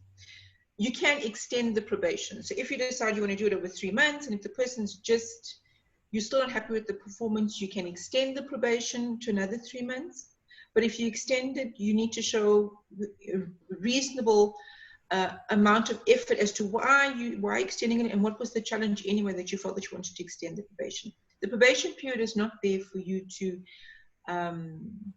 get free labor. It's really just there to assess the person, but even if you dismiss the person, it's a process in terms of dismissing the person. Does that answer your question regarding that? Yes, it does. Can I question 3? Okay. Yeah, so yes. The other question is that if this role is for a salesperson and you have a probation to that extent, what if the person, let's say the probation is 3 months and you have a basic salary for this person and obviously monthly targets. If this person does not meet any of the targets subsequently, first month none, second month none, do you have to wait for the 3rd month, if it's the 3rd, if not the 6th, to dismiss the person? Or should you just wait for it to continue and let it be official? at the So third I'd month? say you'd probably know by the second month this person's going to make it or not going to make it. If they're not, then I'd say start the KPI process to say, well, this is what we committed to. This is what you committed to. You've not reached it. Explain yourself. And then you literally have to micromanage them at least for the last month. So what are you really doing is you're really making sure that you've got all the enough information for yourself as well as the person, because you want to make sure that from a performance management perspective, you have tried to make sure the person is, has been equipped in order to do the role. Because should you dismiss the person in the second month, the question that the CCMA will probably ask as well, what did you do? Did the person fully understand their work? Did they have the right tools? How did you support the person, etc., etc.? So if by the second month you can just see this is not working, I'll then say create a process in terms of KPIs and KPAs where you're meeting the person once a week or once every 2 weeks. You're starting to document. You're asking the person for their sales targets, their pipelines. You're really making sure that they are aware, that you are aware that they're not reaching target. And then in the third month, you'll have disciplinary hearing where you would dismiss them. Okay. So the last but not least, this is also sentimental. Once had a salesperson, so we agreed on the fixed time and the targets to that extent. Now, this person then later on indicated their malicious intent. They didn't sell anything. We paid them subsequently over the months, and we also had missing company resources, a cell phone and a laptop, which she claimed they were stolen. And she was so casual about it, it was embarrassing. Needless to say, question to this Sure. extent, we take action on that we've paid for no work done and our resources are missing, and she now doesn't have the money to pay us back because she's out of this job that we gave her. Okay. What action can be taken? Can we take action, or do we just let it be? So you can't recoup the salary that you paid her. So what you've paid her. You can't recoup it. It's done. However, you can lay a criminal charge against her, and then that goes through the courts. The question is, do you have the time or the capacity or the energy to follow that route? Yeah, she And knew if very that's well the time. no, carry on for a second. No, I was just saying on that note of following through with the criminal charges. For one, she claims that it was stolen, not that she stole it, right? Then secondly, the mere fact that I couldn't micromanage her, she knew I didn't have the time to follow through on a criminal charge for such, no offense, petty resources versus the bigger picture. So I think that wasn't the ideal approach on my side. Yeah, and the thing is with something like that, it's just it's time versus money. Do you want to spend your time running after this instead of making money? And sometimes I think it's just like lessons learned and kind of move on. And what can you do within your businesses to create the systems that this doesn't happen again? So, if it's, and yes, so I understand if it's a sales role, I'd say just pay the basic salary. And obviously the basic salary is a lot lower than the commission. So example, I want to share a story with you. So I had a consultant also in sales, also did not sell anything. We had discussions. So she was basically, it was her last month and she left. After she left, some work that she did do converted into a sale. She then sent me an invoice saying that she's invoicing me for the commission of that sale. Wow. I know, hey? The goal. And then, I know, and she was insisting and she got lawyers involved. And I just thought this was so ridiculous, I think obviously it's good that I have a lawyer in the family, and then, we answered back and just saying, no way. But we must always be aware of the values of the individual, especially if they are in sales, because they are representing your business. I mean, she then went out and she she spoke badly about the organization, etc., etc. Because if someone can steal your cell phone and, you know, laptop, they can speak badly about the organization. So it's how do you manage that? And it starts with the beginning process in terms of the values. It starts in the beginning process in terms of making sure that all the verification has been done. So my question to you, Paseka, when you hired her, did you do all those checks that I mentioned earlier on? The short answer is no. Okay. So if you had done it, you would have realized and you would have found out that she's done this to someone else. If you had done those checks, you would have found out that she's got ITC issues. So she's desperate for cash. She might even have petty criminal record as well. But that's why, and that's why, so, and the reason why I'm pushing this point through is in terms of recruitment, we need to start thinking as big businesses. We need to make sure that from a risk and a compliance perspective, dealing with human beings in our business, they are a risk and a compliance challenge. And we need to make sure that we tick those boxes. So when as soon as they step foot into our businesses, that we've done the necessary checks. One last example about something so similar. So I worked for one of the banks many years ago, and we were looking for software developers, and I was heading up the division that was recruiting. And the business unit head, there was a test that each person would do. He said, there was a guy that came through and he said, this is the guy. This is the guy. I mean, I've never had someone score such high points on hacking systems. We want him, we don't care. And I said, no, we have to wait for the ITC. We have to wait for the criminal check. And the manager was like, no, we have to hire this person immediately. Long story short, the guy got the contract. He could start immediately. And the good thing is I pushed the company that was getting the checks. But when I got the checks back, he was part of a syndicate group that was targeting banks, and he had been hired by previous other banks where they were hacking banks and getting money from customers. If this guy had sat in front of our computers for half a morning, he would have done some interesting things from a hacking perspective.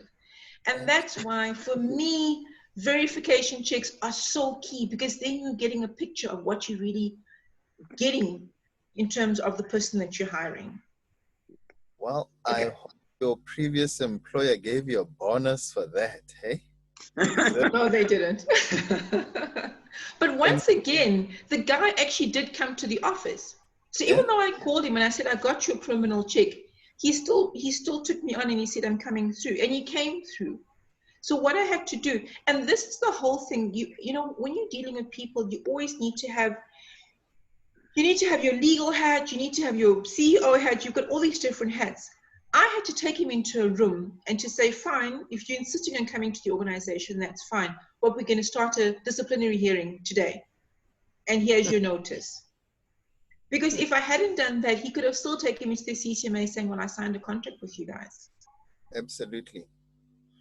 So it's always, when you're dealing with people, when you're dealing with our issues, it's knowing that you need to have your policy in place. You yourself need to make sure that you're, from a risk perspective, you've ticked those boxes. I mean, you also need to know that you are working with people that come from different backgrounds, different worldviews. And that's why the values are so important, because you will know if this person's going to go behind your back and try and steal your clients just based on the values that they have. All right. No, I agree with you. And that was clever thinking on your side. There is a follow-up question from what you were just saying. So considering the status of our businesses, we have to pay them a salary. What is a basic salary to consider for somebody who's coming on board? We don't want to work on the minimum wage because that too is a bit offensive to some people. And then we don't want to shoot the lights out because we are also working on fixed budgets. So what is considered a decent minimum salary? It's based on so many things. It's based first on your budget, your cash flow. It's based on what the person was earning before. Do you want to give the person less than their previous basic salary? I always say, if you hire someone and you give them less on their basic salary, they're always going to be looking out for more work anyway, or they're going to take your tools and sell them to someone else.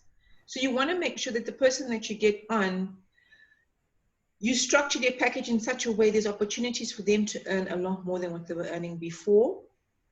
But it's really also just based on where you are from a cash flow perspective. I know kind of minimum wage is about 3,500, so you can't really pay someone less than 3,500. But the company that I spoke to you about, that German company that I worked for, that we had all these amazing incentives. Well, this was about 20 years ago. But their basic salary was 5,000 Rand. And that was way less than what I was earning at the previous company that I was headhunted from. But the reason why I took it was because I saw for myself the opportunities in this business, and I saw that the consultants were making 100 times more of in terms of that. So I'd say look at all of those various things when making a decision as to what you're going to pay the person. And it also depends on how well the person negotiates with you. So for me, it's not about hiring someone who's desperate, because sometimes when you hire someone who's desperate or someone that you feel sorry for, it'll always come and bite you. So look at what you can afford to pay the person, and then look for someone within that price bracket. Yes. So between you and I, one of the reasons why I didn't do the whole background check on the person was because of that very fact. I felt sorry for the person. They were recommended to me. So yeah, and lesson learned. Lesson learned. Don't have sorry bias. If the one thing that you guys all leave with at the end of this conversation is, do not hire someone that you're sorry for, because you will be sorry. I've learned that lesson the hard way. If your heart just feels like, oh, shame, just don't do it. Don't do it. Or sit in it for a while. You're not desperate to hire the person. Don't make sorry hires, guys. It's the worst hires that you can make. Thank you. Okay. Your advice. Pleasure. Okay, let's just move on. Okay, just minimizing the screen. All right.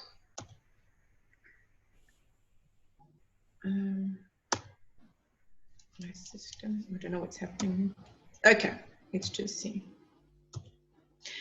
So now we're going to look at training.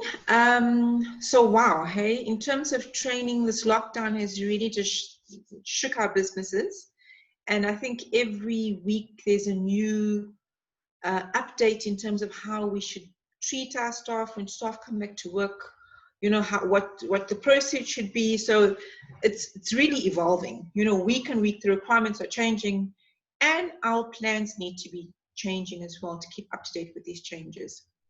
So in terms of training, I think we need to reimagine our training room. For a lot of entrepreneurs, it's just, firstly, training, it's a huge cost. When do you give people time to go on training, because the work needs to get done? So I think, and I would invite you to look at training and to redefine training for your staff. So firstly, reimagine your training room. Any opportunity where your employees gather together, if it could be digital, Zoom, or face-to-face, this is an opportunity for you to have training. Think of any place where your team gathers together as a training room automatically, and make sure that there's a learning that actually takes place. Also reimagine who your trainers are. Your trainers are actually your staff. So each staff member has a skill, a background, experience that they could be using to share knowledge and transfer of skills. As a business owner, I have found that sometimes I have done my strategy and I'm so way ahead of my team that I leave them behind. And it's only in these settings that I can pull them with me on the journey for them to see the vision and the mission. For me, in terms of reimagining my training room and seeing myself as a trainer, whenever I spend time with my team, I always try and find a way to coach, to mentor, to transfer skills, but also to talk about the realities of the business. For me to discuss, this is what's happening financially with the business. So the person's never just surprised.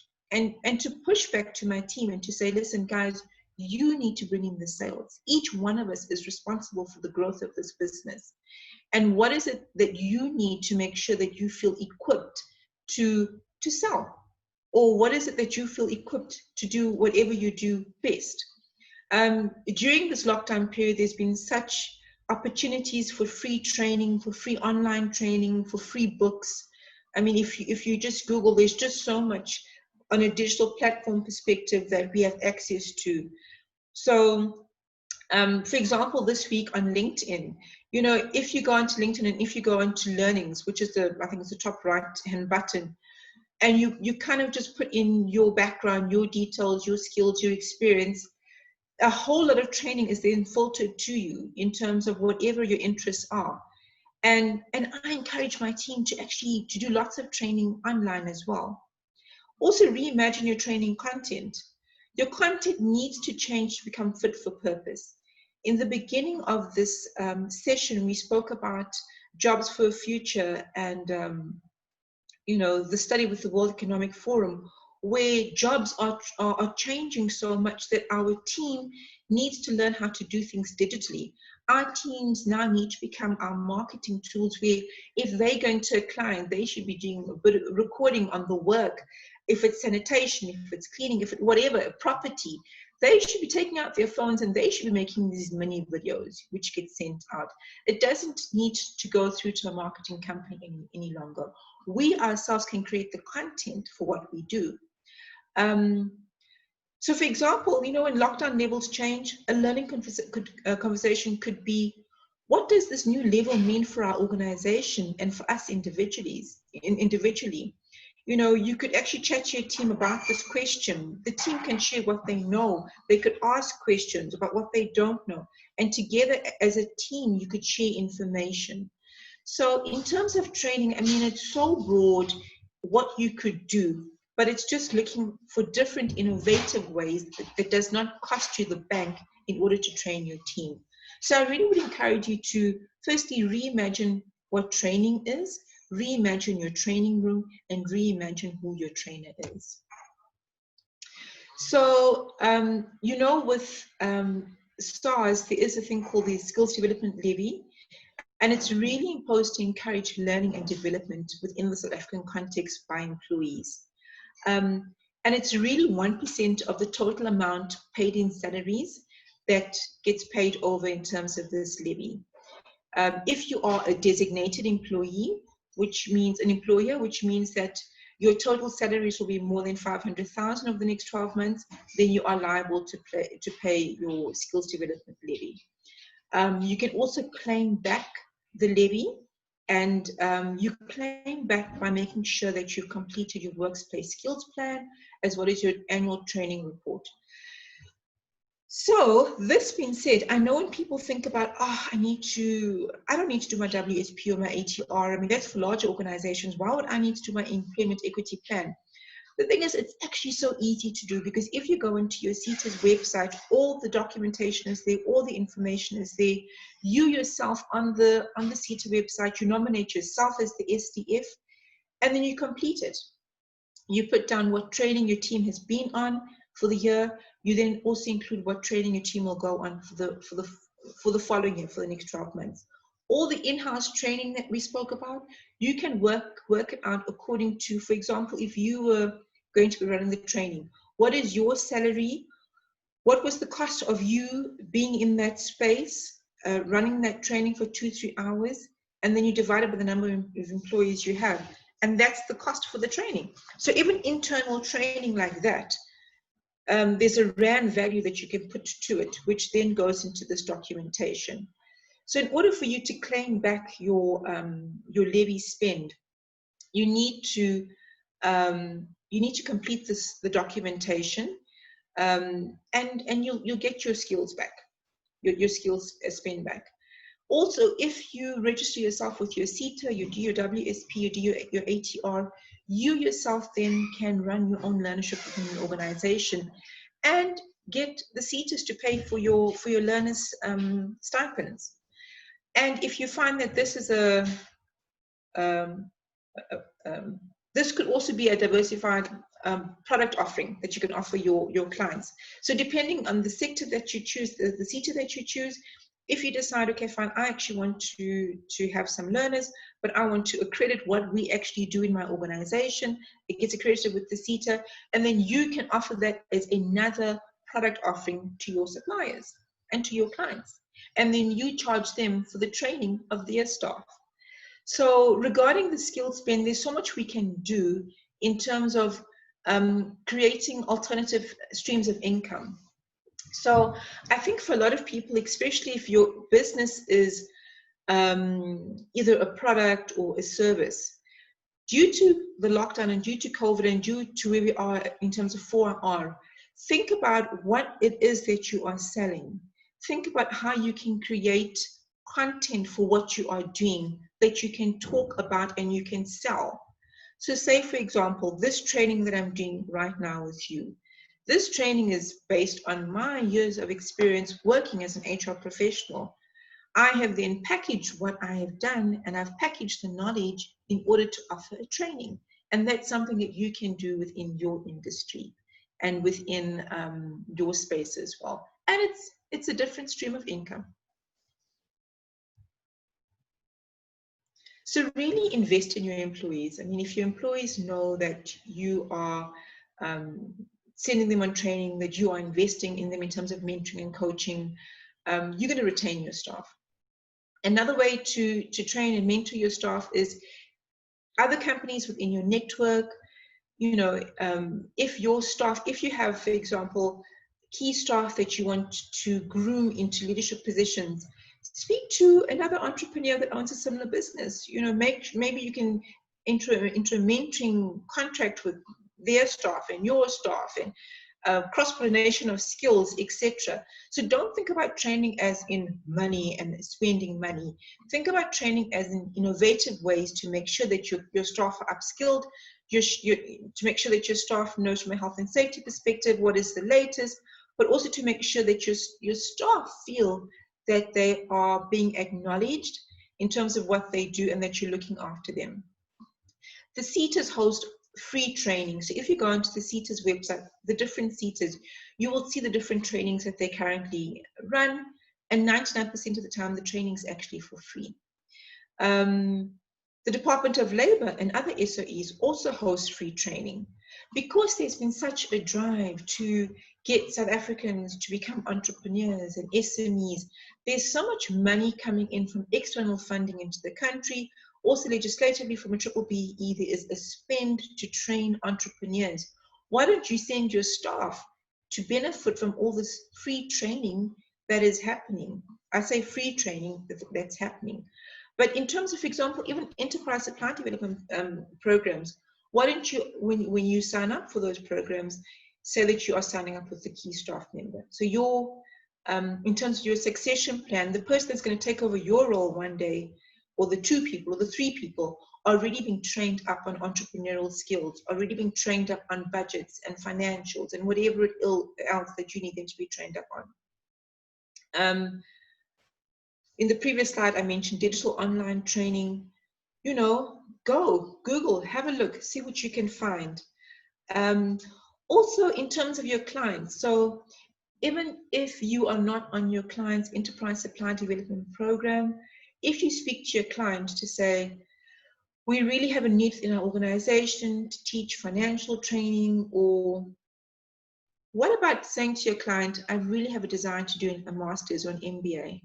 Even if you have that conversation with your procurement team of your client or your client directly, a lot of clients will say, yes, I'll pay for it. They score, they get the BBBE point, you score, you get your qualification. So I think we need to shift and we need to change our ways in how we work from an operational perspective in our business.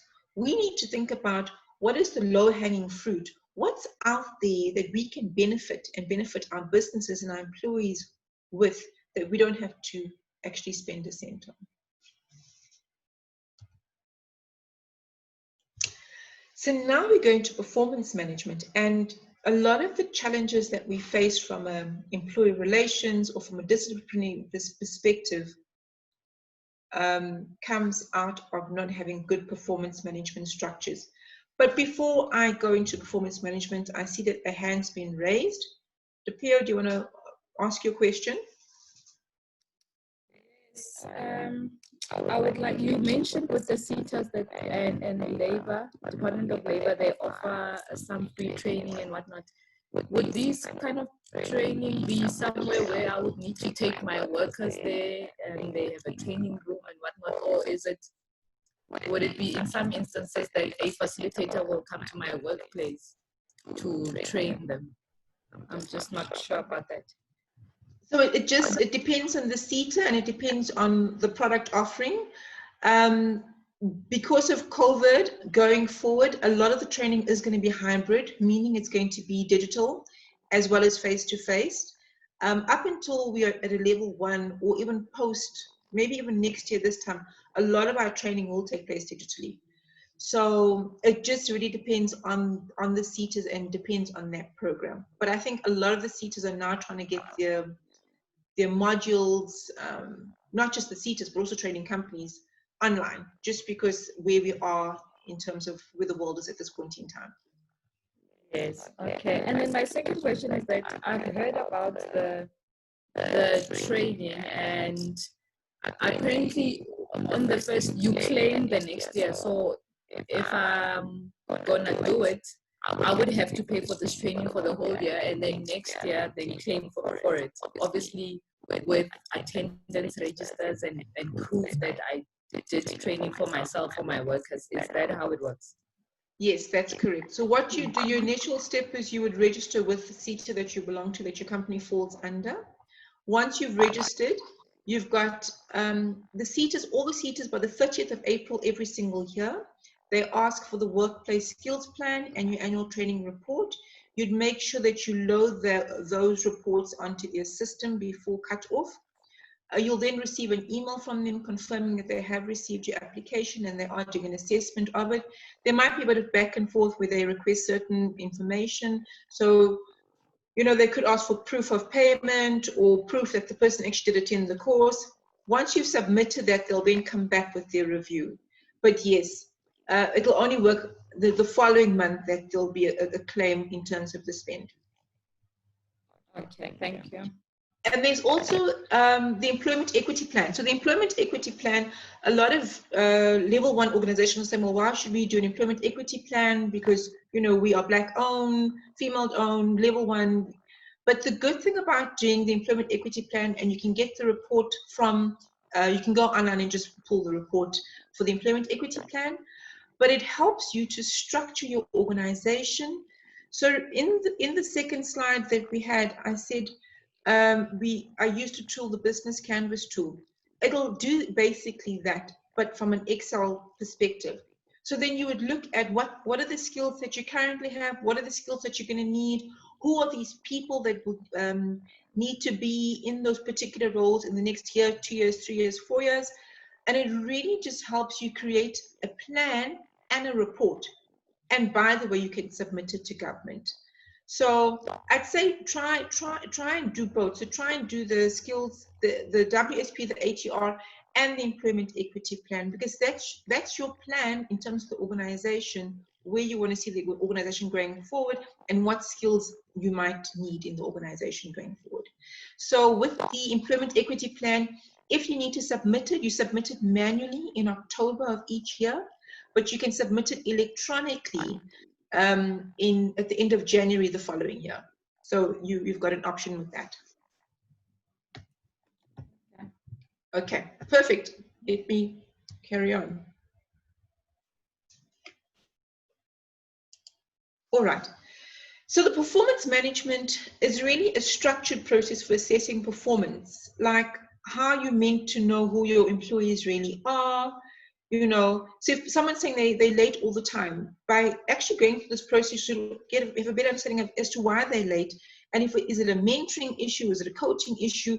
Or maybe the person is taking, you know, coming from, I don't know, very far and taking 3 buses to get to the office, and that's why they're late. And then you need to help them create a plan or help them see that they've got other options.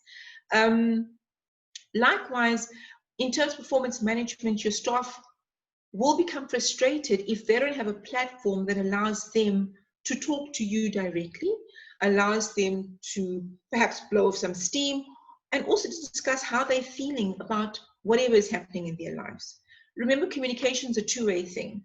So when employees have a positive, collaborative relationships with their managers, they have a connection, then they have a connection to their work. So even, for example, a receptionist, if a receptionist understands and has a revelation that her purpose is aligned to the work that she does, you're going to have such a motivated individual, because they get it. They get why they're doing what they're doing, and they're a lot happier and they work harder.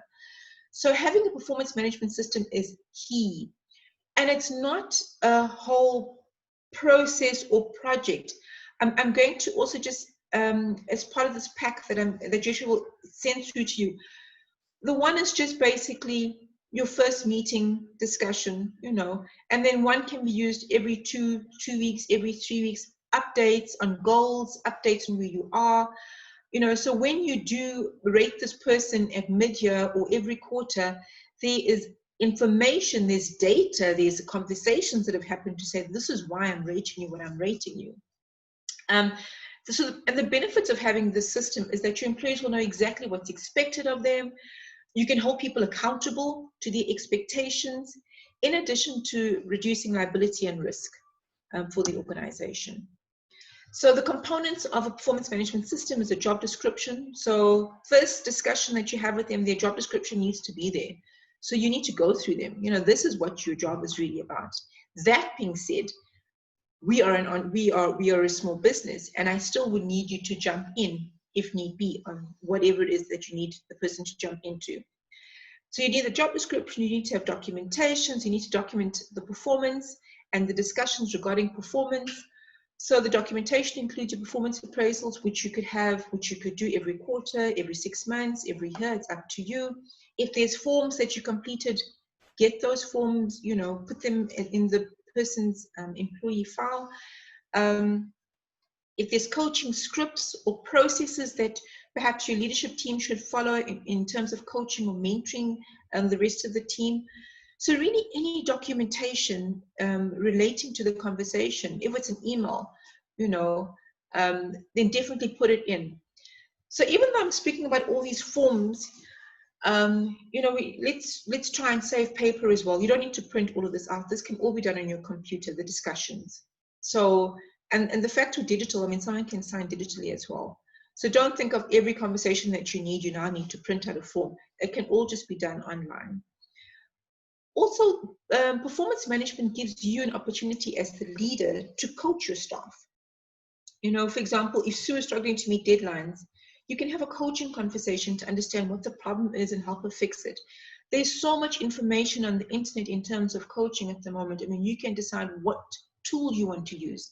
A really good tool is Grow, the Grow model, but there's so many different tools that you could use that is easy, quick, you know, that you could actually just sit with someone for 20 minutes, go through it, and then help them along in terms of whatever they're facing from a challenges perspective. So really the coaching conversation that you have with your team is to get them back on track. Not everyone is a natural coach. And, you know, if you've got a team that manages the rest of the organization, make sure that you also train them on having performing conversations. So, because they're also representing you in terms of coaching your team. So as part of the performance management is goal setting and performance appraisal. So setting goals really leads to better performance. And this is not just for sales teams. This is for every single person in the organization. Every person should have a monthly goal, a weekly goal, and a daily goal. You know, some people need to have something to reach towards. And you should have a system as part of your performance management system that should facilitate an opportunity for people to tell you about what they've done and how they've reached their goals and how they've excelled their goals. And this time that you have with your team as part of the appraisal should be a time to discuss meeting these goals and setting new goals. And this is the time where you can use to stretch the individual as well. Also, this could form part of your reward strategy and what potential rewards could be for the individual as well. In terms of the performance management system, you know, I always say you could have all these policies that I'm speaking about, all these systems that I'm talking about, but if you don't communicate it to your staff, what good is it? Because no one actually knows about it, and there'll be no buy-in from the team. So communication and transparency are key to developing a performance management system that your employees buy into and that they support. They should be coming to you and saying, you know, Irisha, I'm booking this time on your diary for next week Friday at this time for us to have our discussion. So they should be the one that take control of the performance management discussions, because it's about their career, it's about their future at the organization. A lot of SMEs have come to me to say, well, why do I need to create the system in my organization? I mean, we're like a two-man show or a three-man show. I mean, what you're speaking to me about is what big corporates do. And I always say, while, think out the box while you're in the box. Yes, perhaps your company doesn't have 10 or 20 staff, but you want to create the systems, the values, and the culture already at 2 or 3 people in your organization. So as your company gets bigger, the systems are there already and they are working. So yes, even with 2 or 3 or 4 people, have the performance management discussions, have the systems in place. It's really going to help you to create structure in your organization. So in terms of performance management, as a small business, as business owners, I think we are stressed out most of the time. And a lot of the stuff that we stress out about stays in our heads. So the stresses could be paying rent, paying salaries, getting clients on board, late payments of clients. I mean, guys, you guys are the entrepreneurs, you're the experts in the room, so the stresses that you carry. Sometimes the stresses that we carry, we don't even tell our spouses because they just don't understand, sometimes the burden that you're carrying as an entrepreneur. But that being said, a lot of it sits in our heads. And sometimes when we speak to our staff, we can really stress them out because we're not explaining to them why we're stressed or what's going on, but we are just stressed. And that means that we give them short answers, we curt, we just always look angry. So my caution is, please don't stress your staff out. My husband always says when I get home from work, he's like, please take your CEO hat off. Yes, let's welcome my wife into the house. Because guess what? If you are stressed, you're carrying that wherever you go. And you just need to sometimes just don't stress your staff out. Let your staff take breaks. Sometimes as an entrepreneur and you're stressing in your head about whatever you're stressing about, and then you're watching your staff taking these breaks, and in your head you're thinking, I'm paying this person, and yes, they're taking a break. It's okay. Let them take their lunch break, I think you can manage it in a better way by making sure they're not taking their lunch breaks altogether. But let them take their lunch breaks. Let them go and go for a walk, get something to eat. Let them go and do what they need to do. You want to create a space where your staff feel comfortable. And you want to ensure that you've got the right processes in place as well. So your staff don't ever feel like they don't understand what their function is. They mustn't feel like they don't understand what tasks have been assigned to them. You also don't want one person that's doing 4 other people's work in your organization. So if you've got the systems in place, which speaks to performance management, everyone knows what they should be doing, when they should be doing. Everyone is accountable to you and to the business for the delivery of what they've been tasked to do. That being said, also encourage fun. The one thing that we can all be guaranteed in life is that we all not going to come out of this life alive. We're all going to end up dying eventually. So have fun while you're on this earth. Encourage some fun with your team. People that enjoy their jobs are less likely to be stressed. So have laughter, have relaxation. Also, don't feel that you need to be everyone to everything in your organization. Have a master of entertainment in your organization. So choose someone who naturally is more inclined to bring the laughter and the lightheartedness into the organization. Get that person to run with the lunch and learns. Get that person to run with the innovative but yet inexpensive ways to reward your team and your staff. You yourself as the business owner don't necessarily have to also now wear that hat as well. So, like misconduct, incompetence is not considered to be the employee's fault. So if you fire someone for incompetence, the person can take it to the CCMA. So you need to make sure, because incompetence is seen as a form of incapacity. And our labor law requires an employer to adhere to certain principles and guidelines before dismissing someone who performs badly. So in simple terms, an employer should follow the following processes. So firstly, the employee must have a proper understanding of the key elements of their job. There must be performance standards in place, and that's required by the employer. They should be communicated to the employee on the onset, so that the employee knows at all times what is the expectation of them in terms of the standard of the work that they need to produce. Secondly, the employee also needs to understand if they fail to meet the required standards. So if you've got a salesperson and month 3 they have just failed to meet the requirements, the employer should meet with the employee to establish where the problems are and how to address them. In this regard, an evaluation can be done, followed by an appropriate instruction, training, guidance, counseling. Please document all of this as well. Thirdly, the employee should be given a fair opportunity to meet the required standards. So a certain period of time where the employee has an opportunity to make sure that they actually meet the required standards. And this really implies a reasonable time for improvement, as well as further evaluation and counseling if that's necessary. And that all falls part of performance management. So as we go into part 3, should we have a break or do we have any questions? How many parts are you left with? Because I had suggested that maybe because there's still a lot to cover, and the guys might have some questions as well, that maybe we don't have a break just so that we can preserve the little time that we have. Sure. Any questions on what we've just discussed before I go into part 3? No? Okay, perfect. Let's soldier on.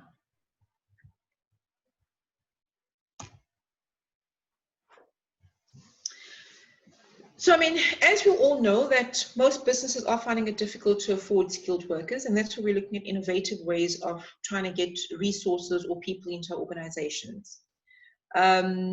You know, this lockdown has really shown businesses globally, but especially small businesses, that small businesses are very vulnerable to the changing markets and what happens in the markets, economically, socially, etc. And sometimes we cannot afford to keep our workers around. So even post this lockdown, I'm sure there's going to be so many people that are going to be affected by restructures, by retrenchments. That being said, if you as a business owner are at this point in time in a place where you know if things don't shift, you might be restructuring your teams or even retrenching your teams, I always say to my clients, teach your employees about how to be an entrepreneur. And this speaks to the characteristics that we spoke about in, earlier in the discussion. That employee can then become a supplier to you.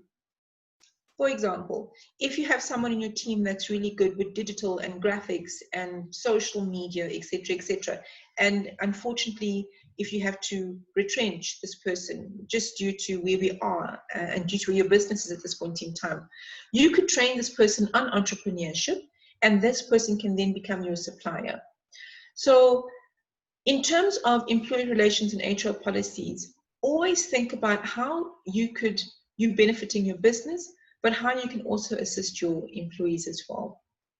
In terms of HR policies, make sure that you always have updated labor policies, contingency plans, and transparent communication that does assist all the employees in the event of the business going through a difficult period. So the contingency plans is, we've been through this lockdown. We are in month 3 going into month 4. I would suggest, advise, invite you all to already start creating contingency plans if this ever happens again to your business, to our economy, to South Africa, and to the world. So if this should happen again, there should be a plan and a process of what should be the next step. So already everything that should be documented in terms of what you've done or what you've been through from a labor perspective over the last 3 months. So let's just say post-lockdown, we get back to work, we're working fine, and a year from now, we have another lockdown. By then, you should have a plan in terms of what's going to happen, how we're going to manage, how we're going to deal with our clients, what are we going to do, how we're going to communicate, etc., etc. So you'd look at your business holistically from a model perspective, and then create contingency plans plans to make sure that your business still thrives post a lockdown or in a lockdown, plans to make sure that your labor, your human resources, your human capital, your people, your assets still have communication to you and still can perform their work during a lockdown. So for me, I mean, this lockdown has really taught me and shown me that creating contingency plans is key to the survival of a business, but also making sure that the contingency plans that are created are transparent. So if a lockdown should ever happen, that everyone knows their part and what are they accountable for. So in terms of HR policies, I'd say create an effective employee handbook. The purpose of this handbook is to communicate your policies to your employees. So in terms of the handbook is going to have your contracts. It's going to have your policies. It'll have general working hours, company rules, code of conduct, dress code. So say, for example, if your team needs to meet up with the director of an organization, they need to be dressed appropriately. If your team is busy from a health and safety perspective, they need to make sure that they follow the safety regulations. If your client is, for example, within the mining industry, and your team is going to be doing some work at the mining industry, there are regulations that need to take place. So you need to make sure that in your employee handbook, everyone knows the safety regulations as well. In this handbook, there should be an indication of vacation time, how it's earned, holidays, sick leave, salary. It should really just be a handbook that everyone has that has any information on the organization.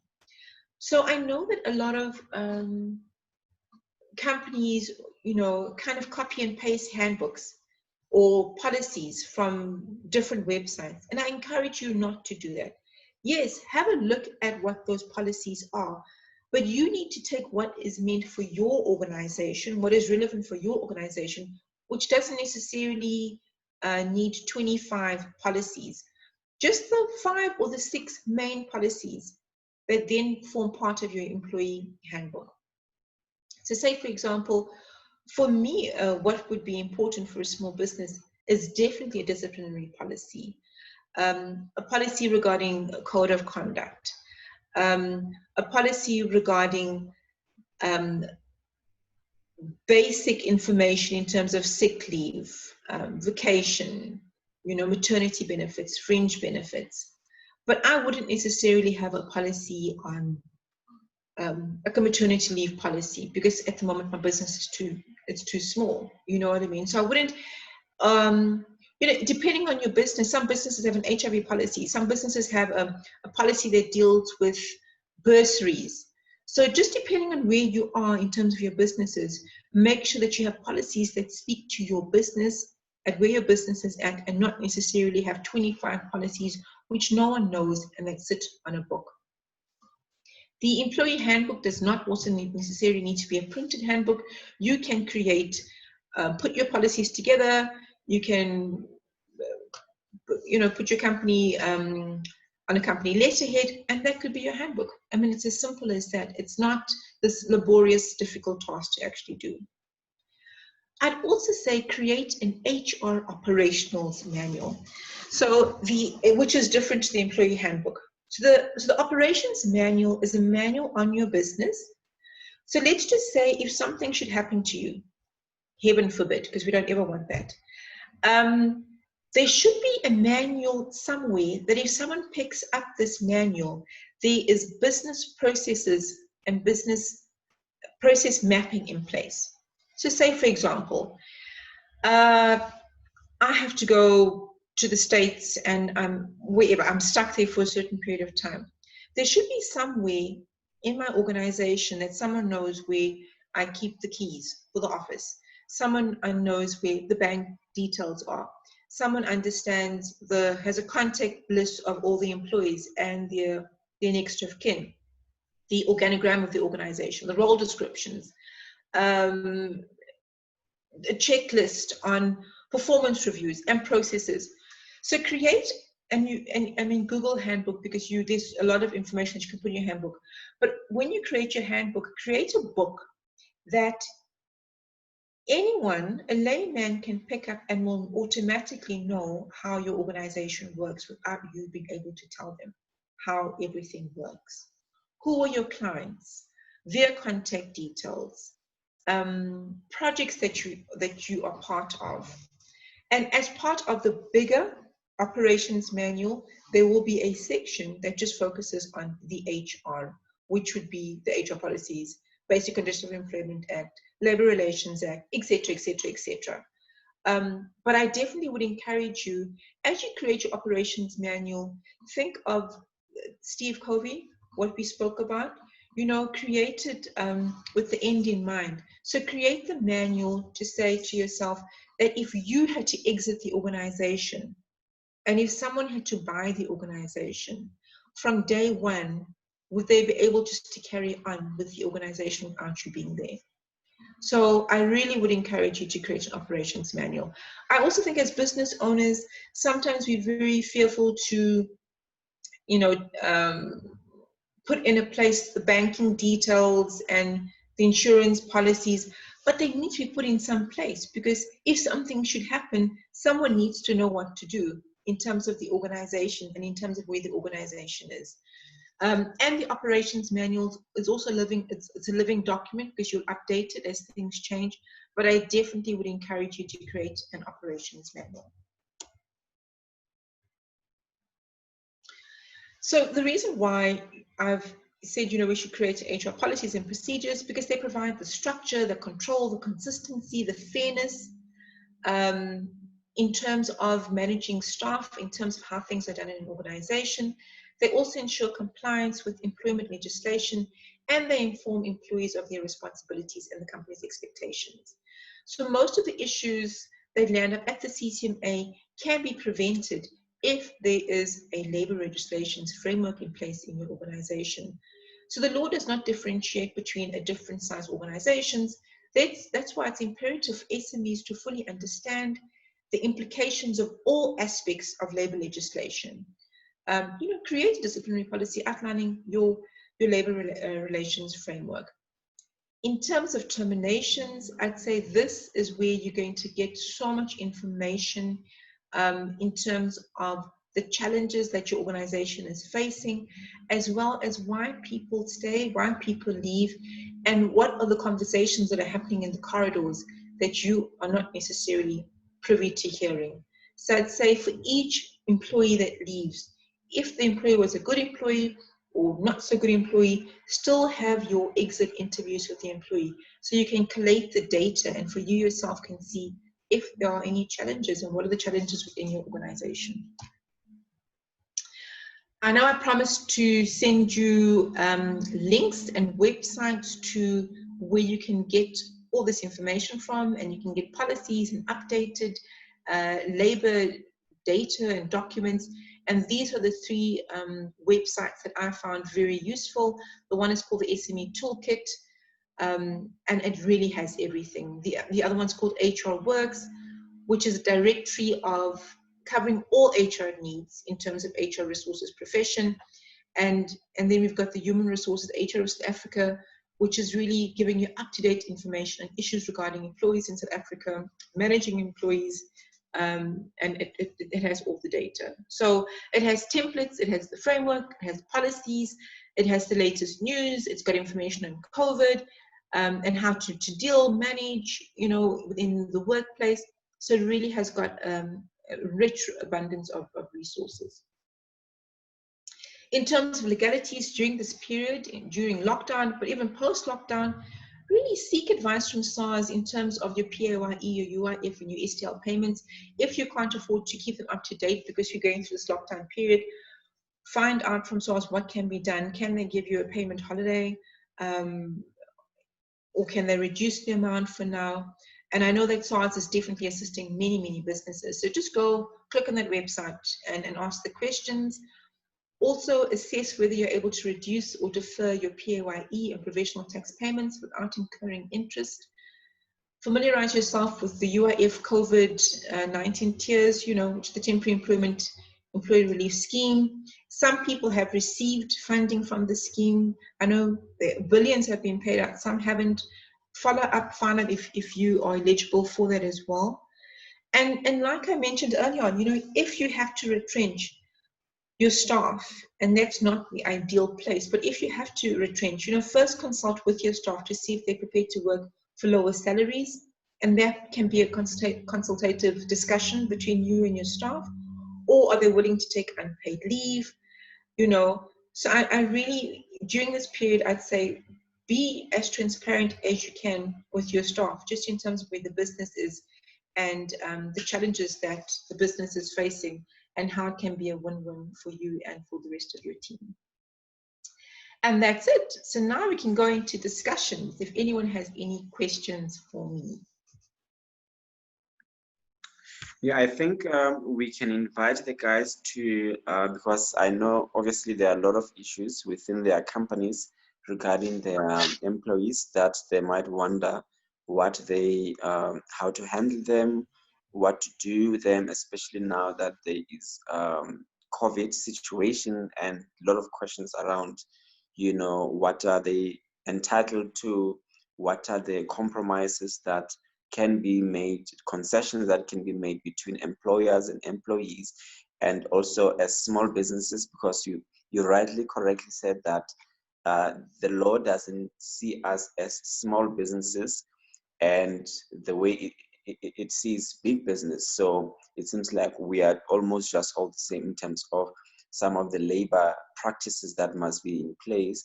And CCMA as well doesn't see us as small business and creating some compromises because we are small. So maybe it's just an opportunity for the guys to weigh in and have us have discussions about what are the challenges that they are facing in their small organizations, that maybe you are able to assist them and advise them on how they can go about that. So I think earlier on we also spoke about that at this present moment, small businesses, we are always looking into cutting costs, and the staff costs is always one of the high ones. So what would you suggest would be one of the innovative ways to keep the cost of labor as low as possible, but with the much needed productivity and capacity that is needed in an organization? Because sometimes people end up hiring more than they need. They don't do proper assessment of how much work is required to be done, how many people are needed for that, and then they end up with a bloated stuff, and sometimes it happens with small business, and then you realize that but you have more people than you need, more than the capacity that is required, and that money is going to waste. So what would you advise in keeping the labor cost in check and ensuring that we don't end up with bloated labor costs that we don't need?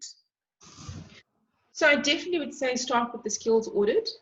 So look at your business and see what skills currently are in the business, and look at what skills your business actually needs. Sometimes we hire for a certain project and then we kind of keep the person, but does your business actually need that particular skill? So firstly, I would go and I would do that business canvas model. I'd look at who the client is, what am I offering, how diverse are my products, how am I delivering what I'm offering to my clients, what are the resources that I need? Do I need 2 people to deliver, or to do their one piece of work, or can I use one? Can I do what I do digitally as well? You know what I mean? Do I physically need to be there? So as you go through that model, and it doesn't need to be the business canvas model, it can be any model, it can be your business plan. But as you go through it, look at it as from each product offering. And in terms of each product offering, ask yourself, do I actually need that capacity? Do I actually physically need a person to be in that space to do it? And once you've done that, then, do a skills audit to understand what exactly are the skills. sometimes you don't fully understand or fully know what skills all your staff have. You just, because you interview the person for this one job, you don't realize that they actually have all this other amazing talents. But once you've done a skills audit, you're then looking at the person holistically, because past lockdown, we need to look at our businesses holistically. The one product offering that we're offering is no longer going to be enough or sufficient to sustain our businesses. So we need to look at what else can our business be doing from a 4IR perspective, from a digital perspective. How else could I be bringing different streams of income? And then based on this, do I have the correct skills or the necessary skills to make sure that this can be done? But even past or post you doing the skills audit, you don't just go and you don't just start retrenching your staff. Be very transparent with your team. Even with COVID, yes, we're going to see a lot more cases probably going to the CCMA where people are retrenched, but the processes need to be followed. There needs to be reasons, substantial reasons as to why people are retrenched from organizations, and just make sure that you have made sure from a process perspective it's procedurally and substantially fair, meaning that you have followed all the correct processes. Just to add to, if you feel that from a staff perspective, from a capacity perspective, you are very heavy, you've got too many staff, and you will probably need to restructure, and I've mentioned this earlier on, then look at the people that could be affected as them becoming your freelancers or them becoming your suppliers. They're not necessarily on your payroll. You are still paying them, but it's just a different way. No, that's a good one. Maybe I can just allow Mpo to come in as well. If Mpo, you are still there on the line, just to share with us how you have been dealing with that, because I know that you've got quite a big team in your organization. And then maybe just share with us how you have managed to keep them, within the payroll, especially during this time, because I know that you are one in the team that has quite a large staff complement, and then maybe you can share with us how you have been keeping with that and how are you managing in this season. Hello, Mpo. I can see Mpo is on the line, but I'm not sure if she's able to unmute herself. Let me see if we're able to assist her unmute. I'm just gonna unmute Mpo just now. I don't seem to be able to unmute her. Unmute. Okay, I'm not sure if Mpo is able to unmute herself and all of that. All right, so with some of you guys, I don't know how many of you, because some of you do have employees in your organization. How have you kept up with the pressure that has come with the COVID-19 at the moment? Are you going to be retrenching? Are you going to be downsizing? I know that some of you don't necessarily keep employees within your books.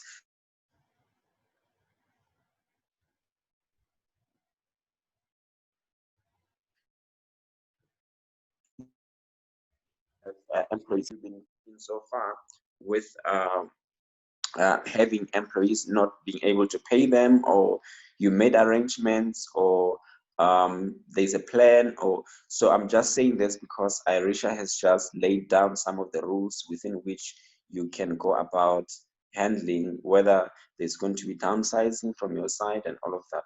So maybe you can share from your side as to what has your experience been, how you are dealing with that, and then yeah, I think that will also assist in maybe Irisha trying to advise where she can.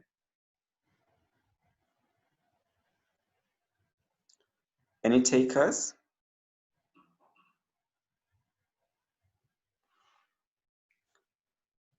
I don't know if you guys are able to unmute yourself. I've tried to unmute Mpo. I could see that she was not able to be unmuted. So I don't know if there's any challenge with any of you guys with unmuting.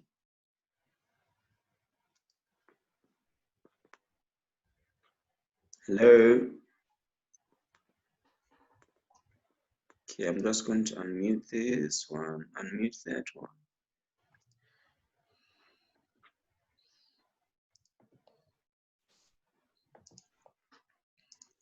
I'm not getting.